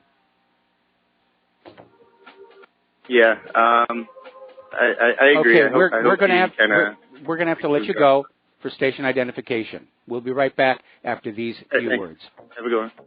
Aloha, America. Welcome back to the show here, hour number 3. And before we get to the phone lines, I want to share this little tidbit of information. This is about the Golden Globe Awards. And no, I'm not going to talk about Oprah's 9-minute speech here. But the Golden Globes were draped in black. Most of the women were wearing black, and they were trying to make a statement about sexual harassment in Hollywood. The people who won the Golden Globes were using that microphone to just wag their finger against the systemic sexism and abuse of Hollywood. It's all for show. None of the actresses or actors who made the accusations against Harvey Weinstein were invited to attend. So you think about that one for a bit. All right, we're going to go to Chris in St. Petersburg. Aloha. Welcome to the show. What's on your mind? Michael, that incident you mentioned about the airline asking everybody to delete their video, was there any incriminating video that survived? Apparently there really wasn't anything of significance on the video other than the airline spokesperson explaining why the flight had first been delayed and then canceled. And apparently people were taking the videos because there wasn't a working PA system and the people in the back couldn't really hear what was being said. So they were recording it to basically play it back later with the volume up. Oh, all right. So maybe it would be a civil thing that they could pursue. Well, there are utilities out there in case you are asked to delete by somebody alleging authority to delete the video, audio, pictures, or whatever incriminating evidence from your phone. One is called Recuva, R-E-C-U-V as in victory, A. It's from the same company that makes Sea Cleaner, about which I called last week. Yes. And, whenever, and it works quite well. So, if you delete whatever you have from your mobile device, you have, so you can tell them that, well, okay, well, I will, but, you should first object to it.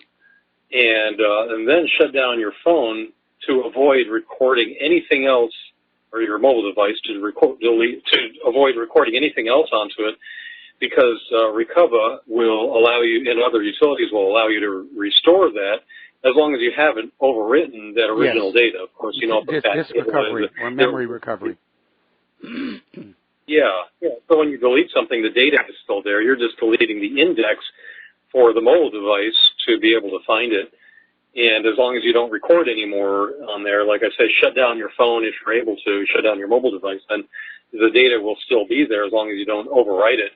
But, you could also say that, well, I've streamed this event live, or you could bluff if you haven't been able to stream it live because you don't have a good enough signal. And say you streamed it live on YouTube or Vimeo or Periscope or BAM User, which, as you know, is shutting down January 22nd, or even Facebook, which, although it's unreliable compared to the others. So you can say to them that you can delete the video or even destroy my mobile device, but it's impossible for you to destroy the evidence because it's been streamed online. And after informing law enforcement of this, I find that they tend to behave themselves and move on to easier prey. Unfortunately, based on what we're seeing lately from Facebook, to use an example, is that corporate and political interests are now able to go on out and try and erase these videos. Now, if somebody makes a copy, then it spreads completely out of control. That's what happened when WikiLeaks dumped the text of Fire and Fury. And realizing it was a copyright violation and they could be sued, they deleted that. But by then, it was just all over the place. It went viral almost immediately. I miss the days when smartphones actually had removable memory cards, where you could do a quick swap of cards and nobody was the wiser. Yeah, well, they still do. I know Apple makes it more difficult, but, there are other people that you can say other people have tuned into your stream and they will download the video immediately if they haven't already, as of whether that's to be the case or not. And if you have recorded incriminating material onto your phone's memory, on your mobile device memory, delete the video, and you're told to delete it, then, you shut it down and you don't record anything else online. Well, after you record, you're pretty sure you're done recording that incriminating evidence, and you're pretty sure the event is over, then have a separate SD card handy so you can put that in your mobile device and hide the SD card onto which you've recorded that incriminating evidence. Yep. And, so you can release it later. All right, well, thank you. Like I say, you object to their instructions to delete the incriminating evidence, ask them for the law that under which they claim authority, and, just act like you're outraged about it, even though you're assuredly going to release the data later. Well, thank you for the information, and, hopefully most of us are going to avoid situations like that, but it's always good to know how you can get around these situations. Ultimately, we all have a First Amendment right to be making audio and video recordings anywhere we want. An airline terminal is a public place. There is no expectation of privacy there. So, Chris, thank you very much for the phone call. We're going to let you go. We're going to do a shout-out to our on-air affiliates who are just now rejoining the network, and we're going to go on over to James in Ohio. Aloha, James. Welcome to the show. What's on your mind? Hi. I had a few things about Oprah Winfrey that I haven't heard anybody mention in a long time. First of all, well, I hope she runs because she has some serious credibility problems. Number one, she formed her own cult like L. Ron Hubbard. Yeah. Number two, she has a school in Africa that seems to be plagued by teachers. And number 3, she accused both of her parents of molesting her by way of recovered memory. Now, I do believe that people people who are subject to trauma can lose access to that memory and then recover it later. But in her case, you know, I listened to her talk and I listened to her parents, and I don't believe a word of what she said. So those 3 things, I think, could shoot her or really hurt her chances of becoming president.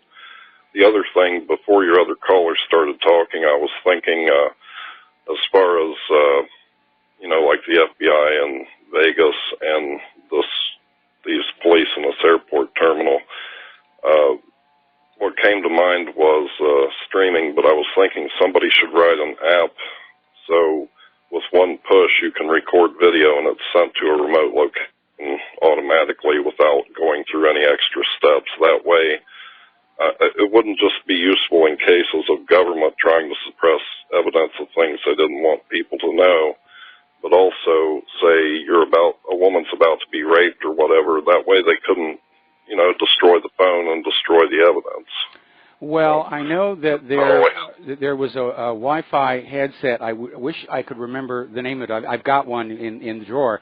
It also has a built-in camera, and the software that comes with that will do that. You just hit the icon on the smartphone, and it starts recording from the camera and sends it to a designated remote server. So these things really are out there. But in terms of the government not wanting anybody to make a video, at this point, I've heard too many stories of smartphones and cameras suddenly not working in certain delicate areas. And I'm pretty sure that just like the NSA has backdoored everything else in our lives, that there is probably a remotely accessible switch inside the smartphone to disable the camera and microphone on command. Well, I've heard government spokesmen say they have technology to shut down cell phones, not just broadcast, but specific functions within a localized area. So, yeah, you know. I've heard that too, which is why I've kept one of my old shirt pocket cameras that doesn't have Wi-Fi or anything in it, and I keep that for situations where something interesting might be happening. Anyway, James, thank you very much for the phone call. We're going to let you go and get on back to the news here. Now, as you know, out in California, they legalized, as of the first of the year, recreational marijuana. And already Attorney General Jeff Sessions is on the warpath saying federal agents are coming to enforce the federal drug laws. Interestingly enough, Coachella, the city of Coachella, is imposing a citywide ban on all marijuana use. And this is going to cause a lot of friction between all these different layers of government who are headed off on all these different directions. And I think the primary reason they want to keep marijuana illegal is you can grow it in your backyard. And if you're puffing on something you've grown yourself, then you're not going down to that liquor store or you're not going down to the smoke shop and giving your money to some large corporation. I think that's the motive right there, because it's already been established that marijuana is far less harmful than tobacco or alcohol. So there we are. All right, let's talk about the subject of guns, all those guns out there. Apparently, up in Washington State, they passed a new law designed to basically prevent felons from acquiring guns, which is a good idea, domestic abusers, and sort of this fuzzy areas, they've tried to buy a gun at a gun show. And it's being over-applied. And Washington State gun dealers are reporting 1,200 denied purchases in the first 5 months. This happened last year, first 5 months of last year. And so the government can safely say it's not a gun ban. We're just keeping guns out of the hands of people who ought not to have them. Now, I concur with career felon. They shouldn't be allowed to have a gun until it is pretty much assured that they are truly reformed. I think there should be strict gun controls on people who are taking prescription antidepressants because of the link between those and violence. But, you know, this idea of one count of domestic abuse resulting in the loss of your gun rights, that I think is a little overkill, because pretty much every marriage has a rough spot where things can get violent. In my first marriage, my wife hit me on the back of the head with a cast iron skillet. The police just laughed when I filed the report. I'm very lucky with Claire. Claire and I have never had an argument that went that far. But it does happen. We hear it all the time in neighboring units. If it's just once or twice, I don't think it justifies depriving somebody of their Second Amendment rights. Now, apparently, Democrat gun grabbers demanded a study into the sale of guns online. They spent 2 years attempting to buy illegal guns on the so-called dark web, and they failed every single time. It's not a real problem. It's just something they like to scream. You can get guns on the dark web. Nope, can't. Doesn't really happen. All right, let's talk about science and health here now. One of the areas that people really need to be careful about dealing with medical care, the medical establishment, is that obviously you're in this suite of offices and a waiting room with a lot of other people who are sick, and they may be sick with something that is different from what you're dealing with, which can then pile on there. So you have to be very, very careful. Last time I took Claire over to the doctor, half of everybody in the waiting room were wearing facial masks. But apparently there is a big problem with inadequate protocols in nursing homes, where basic steps that would prevent infections, washing hands, isolating contagious patients, keeping ill nurses, ill practitioners from coming to work, they're ignored in nursing homes. And it's endangering the residents and the staff and spreading hazardous germs. Now, Kaiser Health News did an analysis of 4 years of federal inspection records showing 74% of nursing homes have been cited for lapses in infection control, more than for any other type of health violation. In California, health inspectors have cited all but 133 of the state's 1,251 homes. Here's the problem. Outside of the citation, nothing gets done. Staff aren't fired. Nursing homes aren't penalized. I guess the attitude is, well, these are a bunch of old people anyway. They're not going to be around much longer. We just don't have to be all that careful. And I don't want to turn all of my listeners here into a bunch of germophobes, but there's a lot of stuff out there, like this current flu. So you got to be a little bit careful. All right, let's talk about human-caused global warming. The Arctic has come to Massachusetts. Ocean Bay is completely frozen over. This is just the third time in the last 80 years that this has happened. They're reporting heavy snowfall in China. 21 people have died because of the heavy snowfall. Apparently it's snowing so hard it's actually damaging houses. It's damaging power facilities. The intense cold is harming agriculture. And the provinces that have been badly hit by the weather are Anhui, Henan, Jiangsu, Hubei, Hunan, Shaanxi, and Chongqing municipality. So it's really nasty. Now, if you're going to get trapped in by the snow and ice, there is no better place to have it happen than a Swiss ski resort. And this is a resort right on the edge of the famous Matterhorn Peak, which is famous only because Walt Disney copied it for his theme park in Anaheim. If he hadn't done that, nobody would know what the Matterhorn was other than a mountaineer. But apparently the snow is so heavy, they've had to close the ski slopes out of fear of avalanche.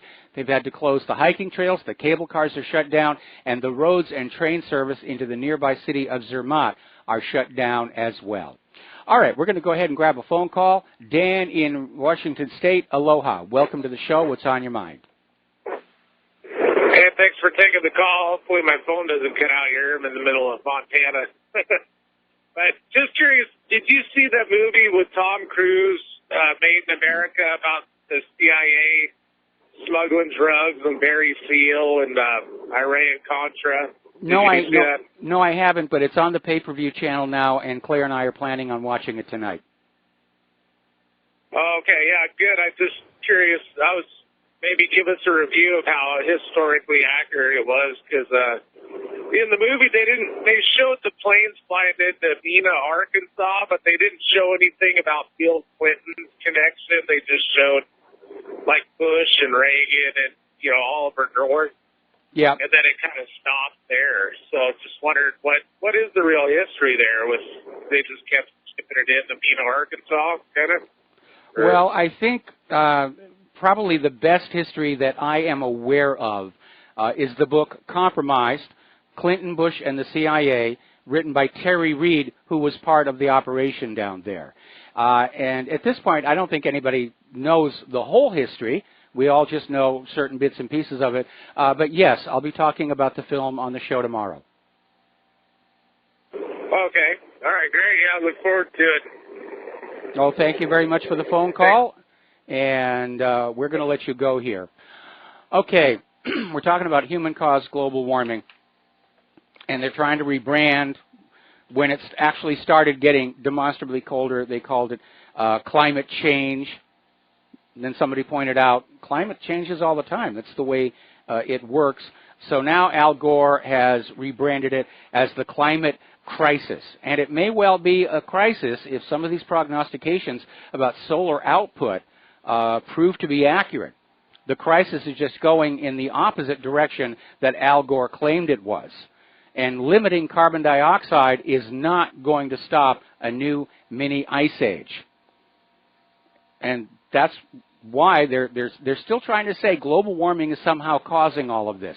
No, that doesn't work. Tell you what, take a pan of water, put it on the stove on low heat. When it freezes over, get back to me. We're going to take a break here for commercials. We'll be right back. Hi, America. Welcome back to the show. We're talking about human-caused global warming, the climate crisis, the snow job. And apparently the Swedish government is warning its citizens to be prepared for at least a week without help. Now, they're not saying why they're issuing this warning, and it's very unusual for the Swedish government to say something like this. But it strikes me that a likely possibility is that Sweden is expecting there to be massive, huge snowstorms that are going to cut people off from the supply chain, and they want them to be able to get through there. It's good advice anyway. It's really, really good advice. Now, yesterday we were talking about how it snowed in the Sahara Desert, and what made it really unusual was that it snowed in the Sahara last year. First time they've had snow 2 years in a row that anybody can recall, as far as records are going back here.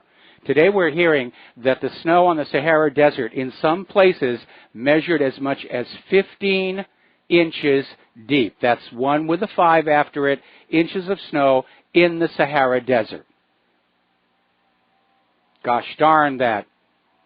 Human-caused global warming. Well, the carbon Nazis have tried to mount a counter-propaganda, and they're talking about this massive heat wave going on in Australia, so that they can say, well, it may be cold here, but oh boy, it's just broiling over here, and the roads are melting, and everything's falling apart, and I'm not able to find any confirmation for any of it. But going back and looking at the Sydney Morning Herald, January 9th, 1896 issue, the Herald reported that Australia was cooling down, and the temperatures at Bourke were only 117 degrees. That's 10 degrees hotter than it is right now. All right, we're going to go ahead and take another phone call from Sal Jr. in Colorado. Aloha, Sal. Welcome to the show. What's on your mind?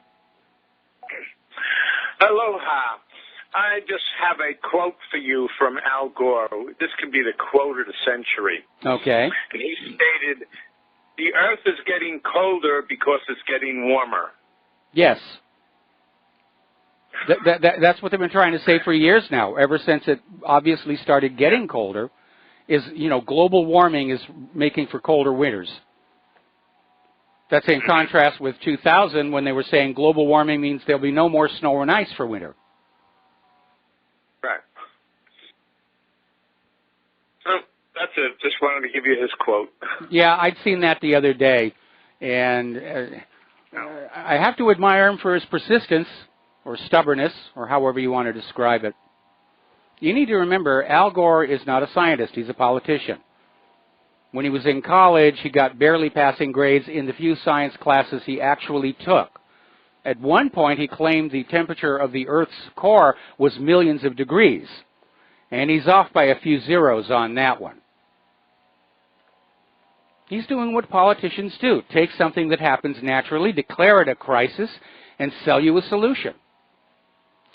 Speaking of selling, looking at all the storms of last year, hurricanes, wildfires, extreme cold weather, basically it totals up to 16 weather disasters last year, and a total loss of $306 billion, which makes 2017 the costliest year in U.S. history in terms of recovering from disasters.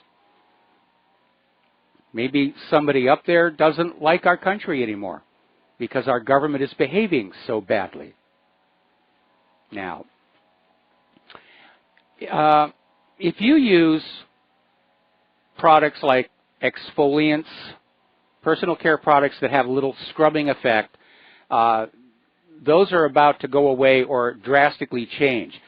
Most of these products are using these little plastic micro beads.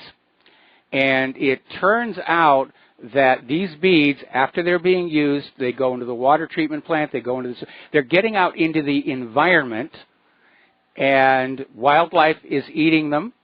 Ultimately, people are eating them, and they're now being banned from toothpaste, exfoliant products, various face scrubs,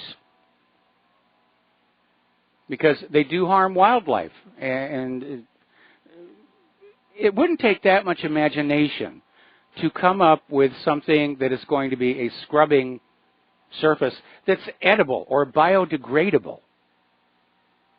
And plastics are wonderful, they're useful, they make all kinds of cases, but they are a toxic pollutant when disposed of. Far more toxic than carbon dioxide. And most plastics, unfortunately, cannot be recycled. And that is a real problem that we have to deal with. Our consumer culture, especially with the planned obsolescence, it really is bad for the environment. All right, we're going to take another break here for commercials, and we'll be back after these few words. Aloha, America. Welcome back to the show, and we're going to take a phone call now from Steve. And Steve Elkins, of course. Hi, Steve. Welcome back to the show. What's on your mind? Well, you just mentioned about those things getting in the water system, and when you mentioned that exfoliator, I actually just have one here, believe it or not. I looked at it, made by St. Ives, and I have not seen the beads ones yet, but that's good that you bring that up, if they still make that. I didn't know that.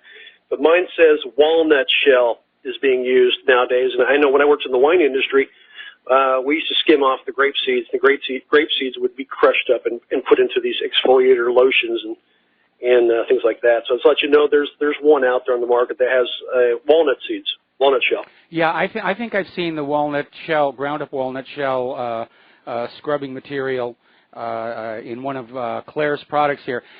This story was originally posted at What Really Happened by one of our members, and I'm looking at the original article, and it appears to be undated. But it talks about a ban taking place back in 2015, 2016. So the problem may have already become moot at this point. But we do have to pay a lot of attention to what they're putting in products, especially new products with new functions. They'll put in there whatever works, and then somewhere down the road, somebody figures out that it's causing harm. Oh, well, gee, we're sorry. We'll change to something else. Well, I'm still waiting for the first public service announcement by the government telling you not to flush your medications, your old medications, down the toilet. I get so irritated when I hear people still doing this. And you do have to look around a little bit, but some of your pharmacies will take these medications off your hand, and they'll destroy them in the right way. But people are still flushing medications down the toilet, and I don't have a clue of why our government tells us they care about our water, the EPA, and nobody is addressing this issue. I have yet, like I said, to see a public service announcement to say, don't do this, find these facilities, we'll help you find a facility to destroy these meds. It's crazy. That's a very good suggestion here, and it is a major problem because people, especially of fragile health, if they get even a tiny dose of a totally inappropriate medication from their tap water, it could cause them a great deal of harm. Now, yes, for going from here to the water treatment plant and back, it's going to get mixed in pretty much all over the city, but it's still going to be an issue, and it is dangerous. And, yeah, there has to be a better way of destroying some of these medications. No, we've seen a lot more violence and a lot of more psychiatric stuff. It makes you wonder about if some of that SSRI stuff is not getting filtered out in our treatment plants. The treatment plants aren't set up to filter out chemicals. They'll fill out the nasty stuff, but they're not set up to block pharmaceutical chemicals. They're not designed to do that at all. And last thing I'll leave you with, you are correct. Hillary will never allow Oprah Winfrey to take the Oval Office. That'll never happen. Yes. Never happen. I'm surprised that nobody took a shot at Trump during the general campaign, but he had really good security, and I hope he keeps his good security as well. Hey, thanks, Michael. Appreciate it. Thanks an awful lot, and I'm getting emails. Coconut oil mixed with any sugar makes a good all-natural face scrub, unless you're diabetic here. All right, we're going to take another phone call from Sherry in Fredericksburg. Aloha, welcome to the show. What's on your mind? Thank you, Mike. Yeah, and also Swiss formula. I won't say there's a name for it. You can get it at most grocery stores, apricot scrub, and it has little pieces of walnut shell powder in it and stuff like that. I think that's the one that Claire has. I think that's the one that Claire has. Yeah, and it works better than the little beads. Little beads get old if you keep them too long, and then they're all soft and don't work as well. So I'm happy to throw that away. And I want to say how happy I am to hear your news again. Even if I just get the last hour, I'm so happy. Thank you. Thank you. And thank you very much. Okay. Well, thank you for the phone call, and we're going to let you go. The phone lines are now open. Let's get back to the world of computers. Apparently, security researchers have discovered a set of zero-day vulnerabilities within the Dell EMC Data Protection Suite family products that allow attackers to fully hijack systems. Now, it's one thing to find an opening in the computer, but when it's in the part of the computer that's actually supposed to be protecting your data, that's very worrisome. Now, I got an email from somebody saying they don't understand what a zero-day vulnerability means. That means it's only just been discovered, and we're at day 0. And the idea is that somebody who has put out that vulnerability or using that vulnerability, they're going to have a window of time where they can do mischief with it until the computer and software companies issue yet another patch here.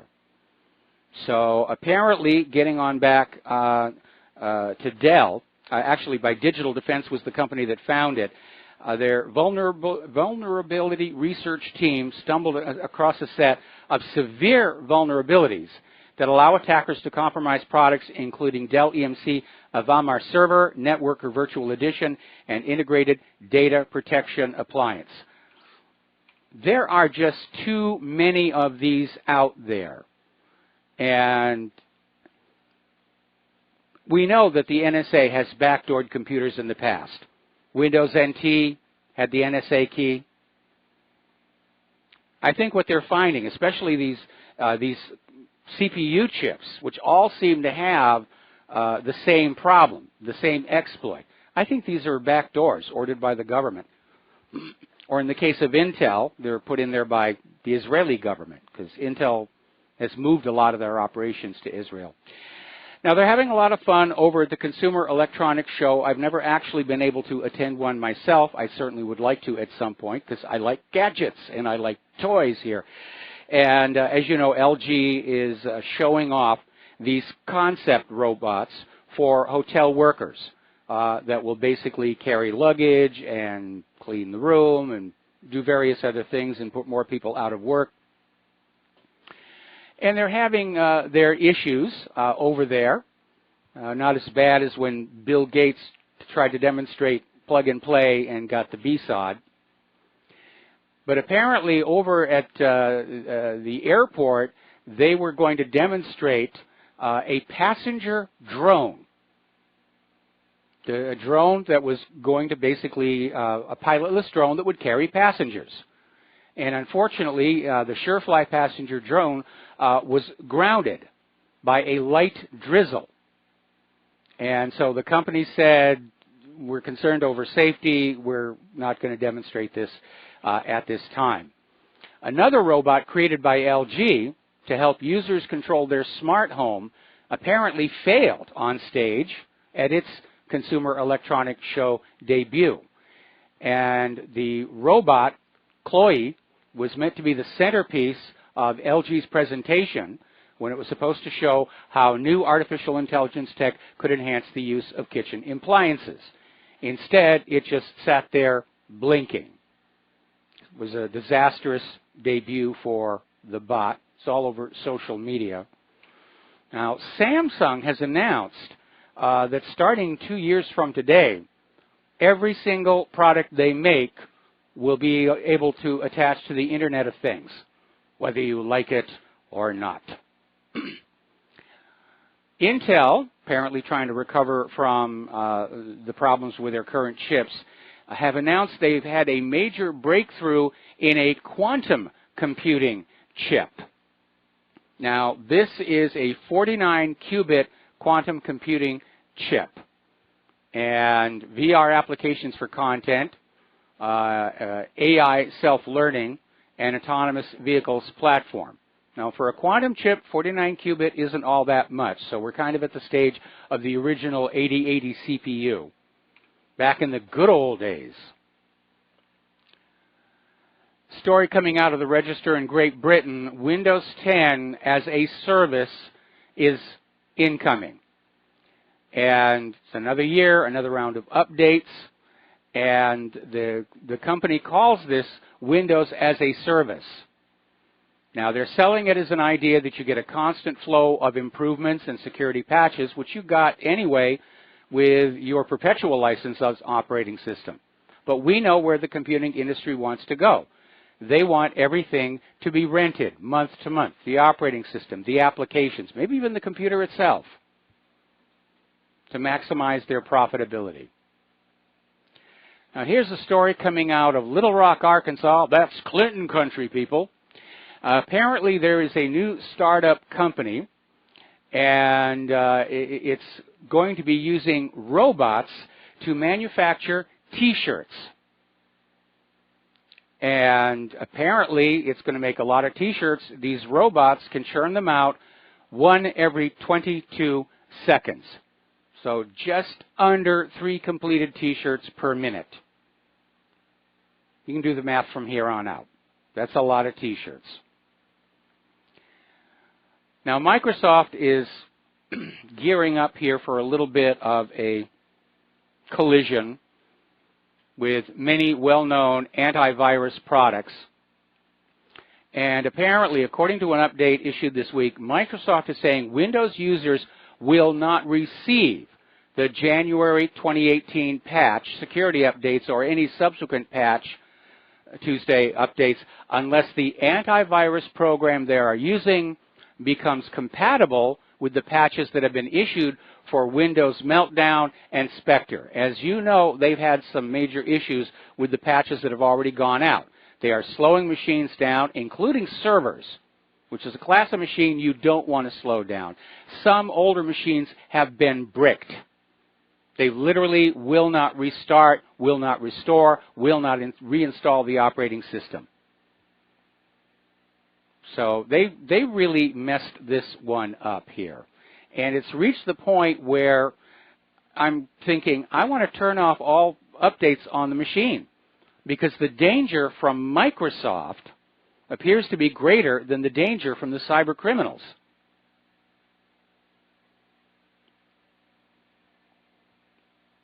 We've allowed this technology to become decadent. It's too complex. There's a beauty and elegance in simplicity. And I know that's a recurring theme throughout history, where during the beginning of the industrial age, and certain things wouldn't work because there were too many moving parts and it would wear out too quickly.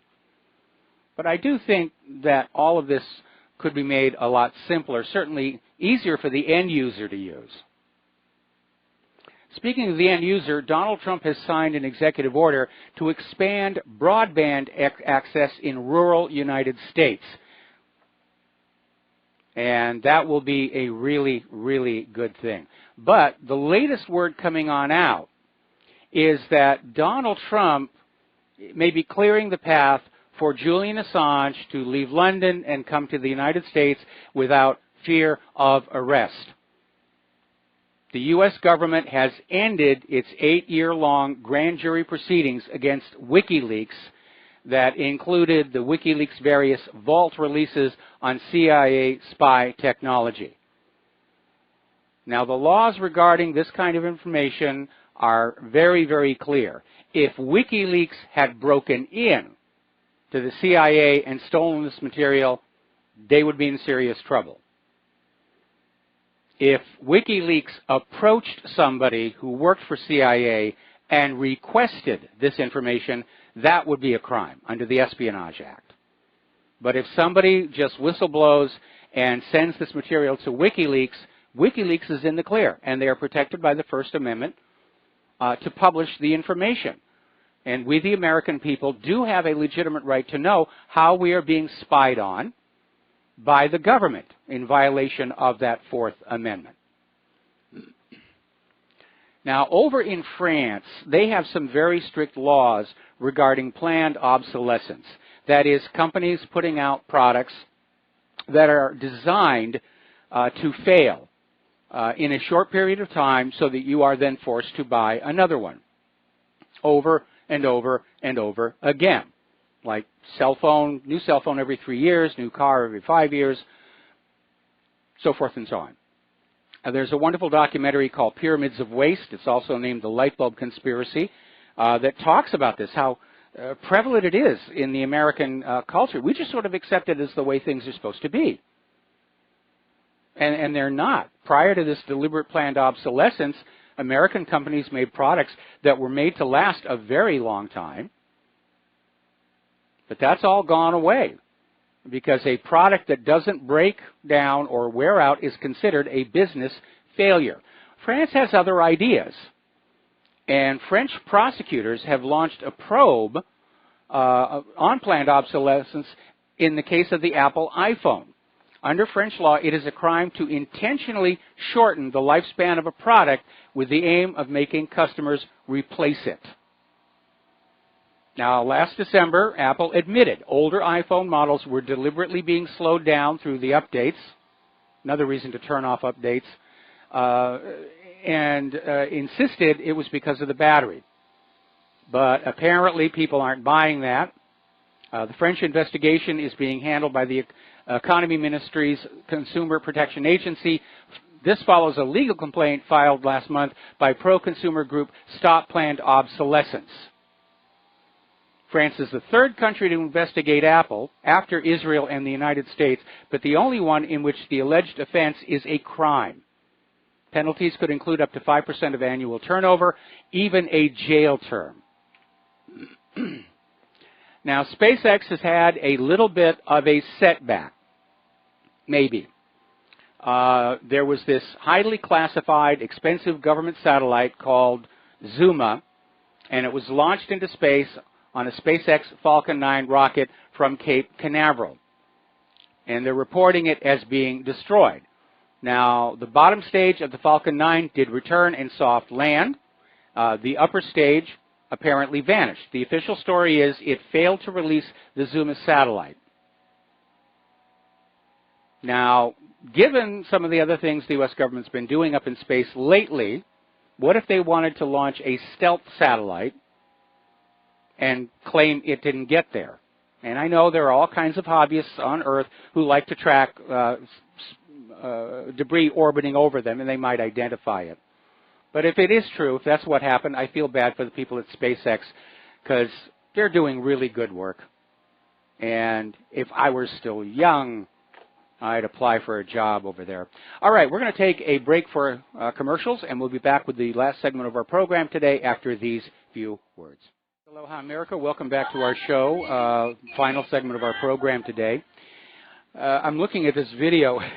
It's actually kind of fun here. Apparently in North Carolina, alligators are sticking their noses up through the ice to survive the freezing temperatures, trying to get a little warmth from the air. And it looks kind of funny to just see all this ice and then there's this little alligator snout sticking out.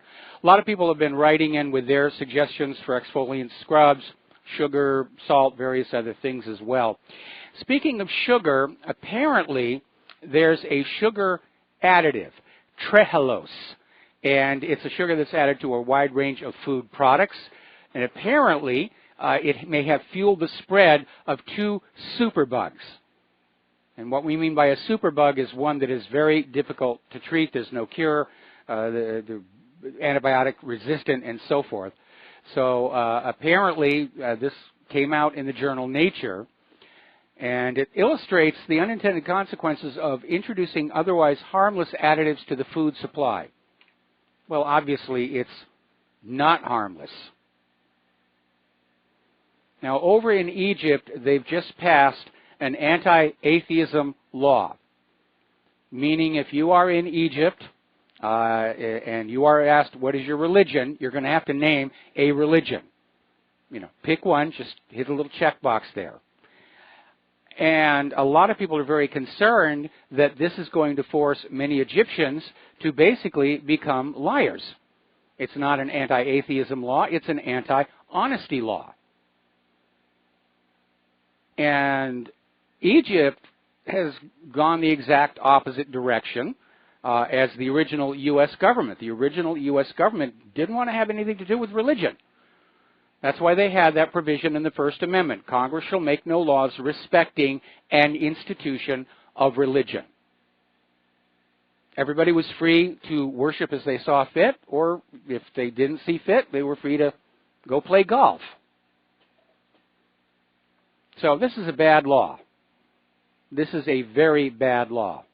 I wonder if they're going to follow it up with mandatory weekly visits to a specific house of worship. Amazing. Now over in China, China's doing a lot of wonderful things here. They've just completed the world's longest sea bridge. It is 55 kilometers long. Took 6 years preparation, 8 years to build it. It links Hong Kong, Zhuhai, and Macau. And that is just amazing to consider. Bridges are beautiful if they're engineered correctly. Apparently the Golden Gate Bridge just got itself a suicide net. They're just hanging it on out there. So no more suicides off the Golden Gate. Besides, that's what the Bay Bridge is for here. And finally, an interesting story. Archaeologists in India have found a 5,000-year-old rock painting that appeared to show some hunters and 2 bright objects in the sky. And they finally figured out this is a depiction of a supernova, the world's oldest. There's the music. Time for me to get on out of here. Please stay tuned for John Stedmiller's program. He's got a lot of interesting things to share with you. Please take what you learn here and share it with all of your friends and family, especially how to have honest elections. We'll be back here tomorrow. Aloha, America.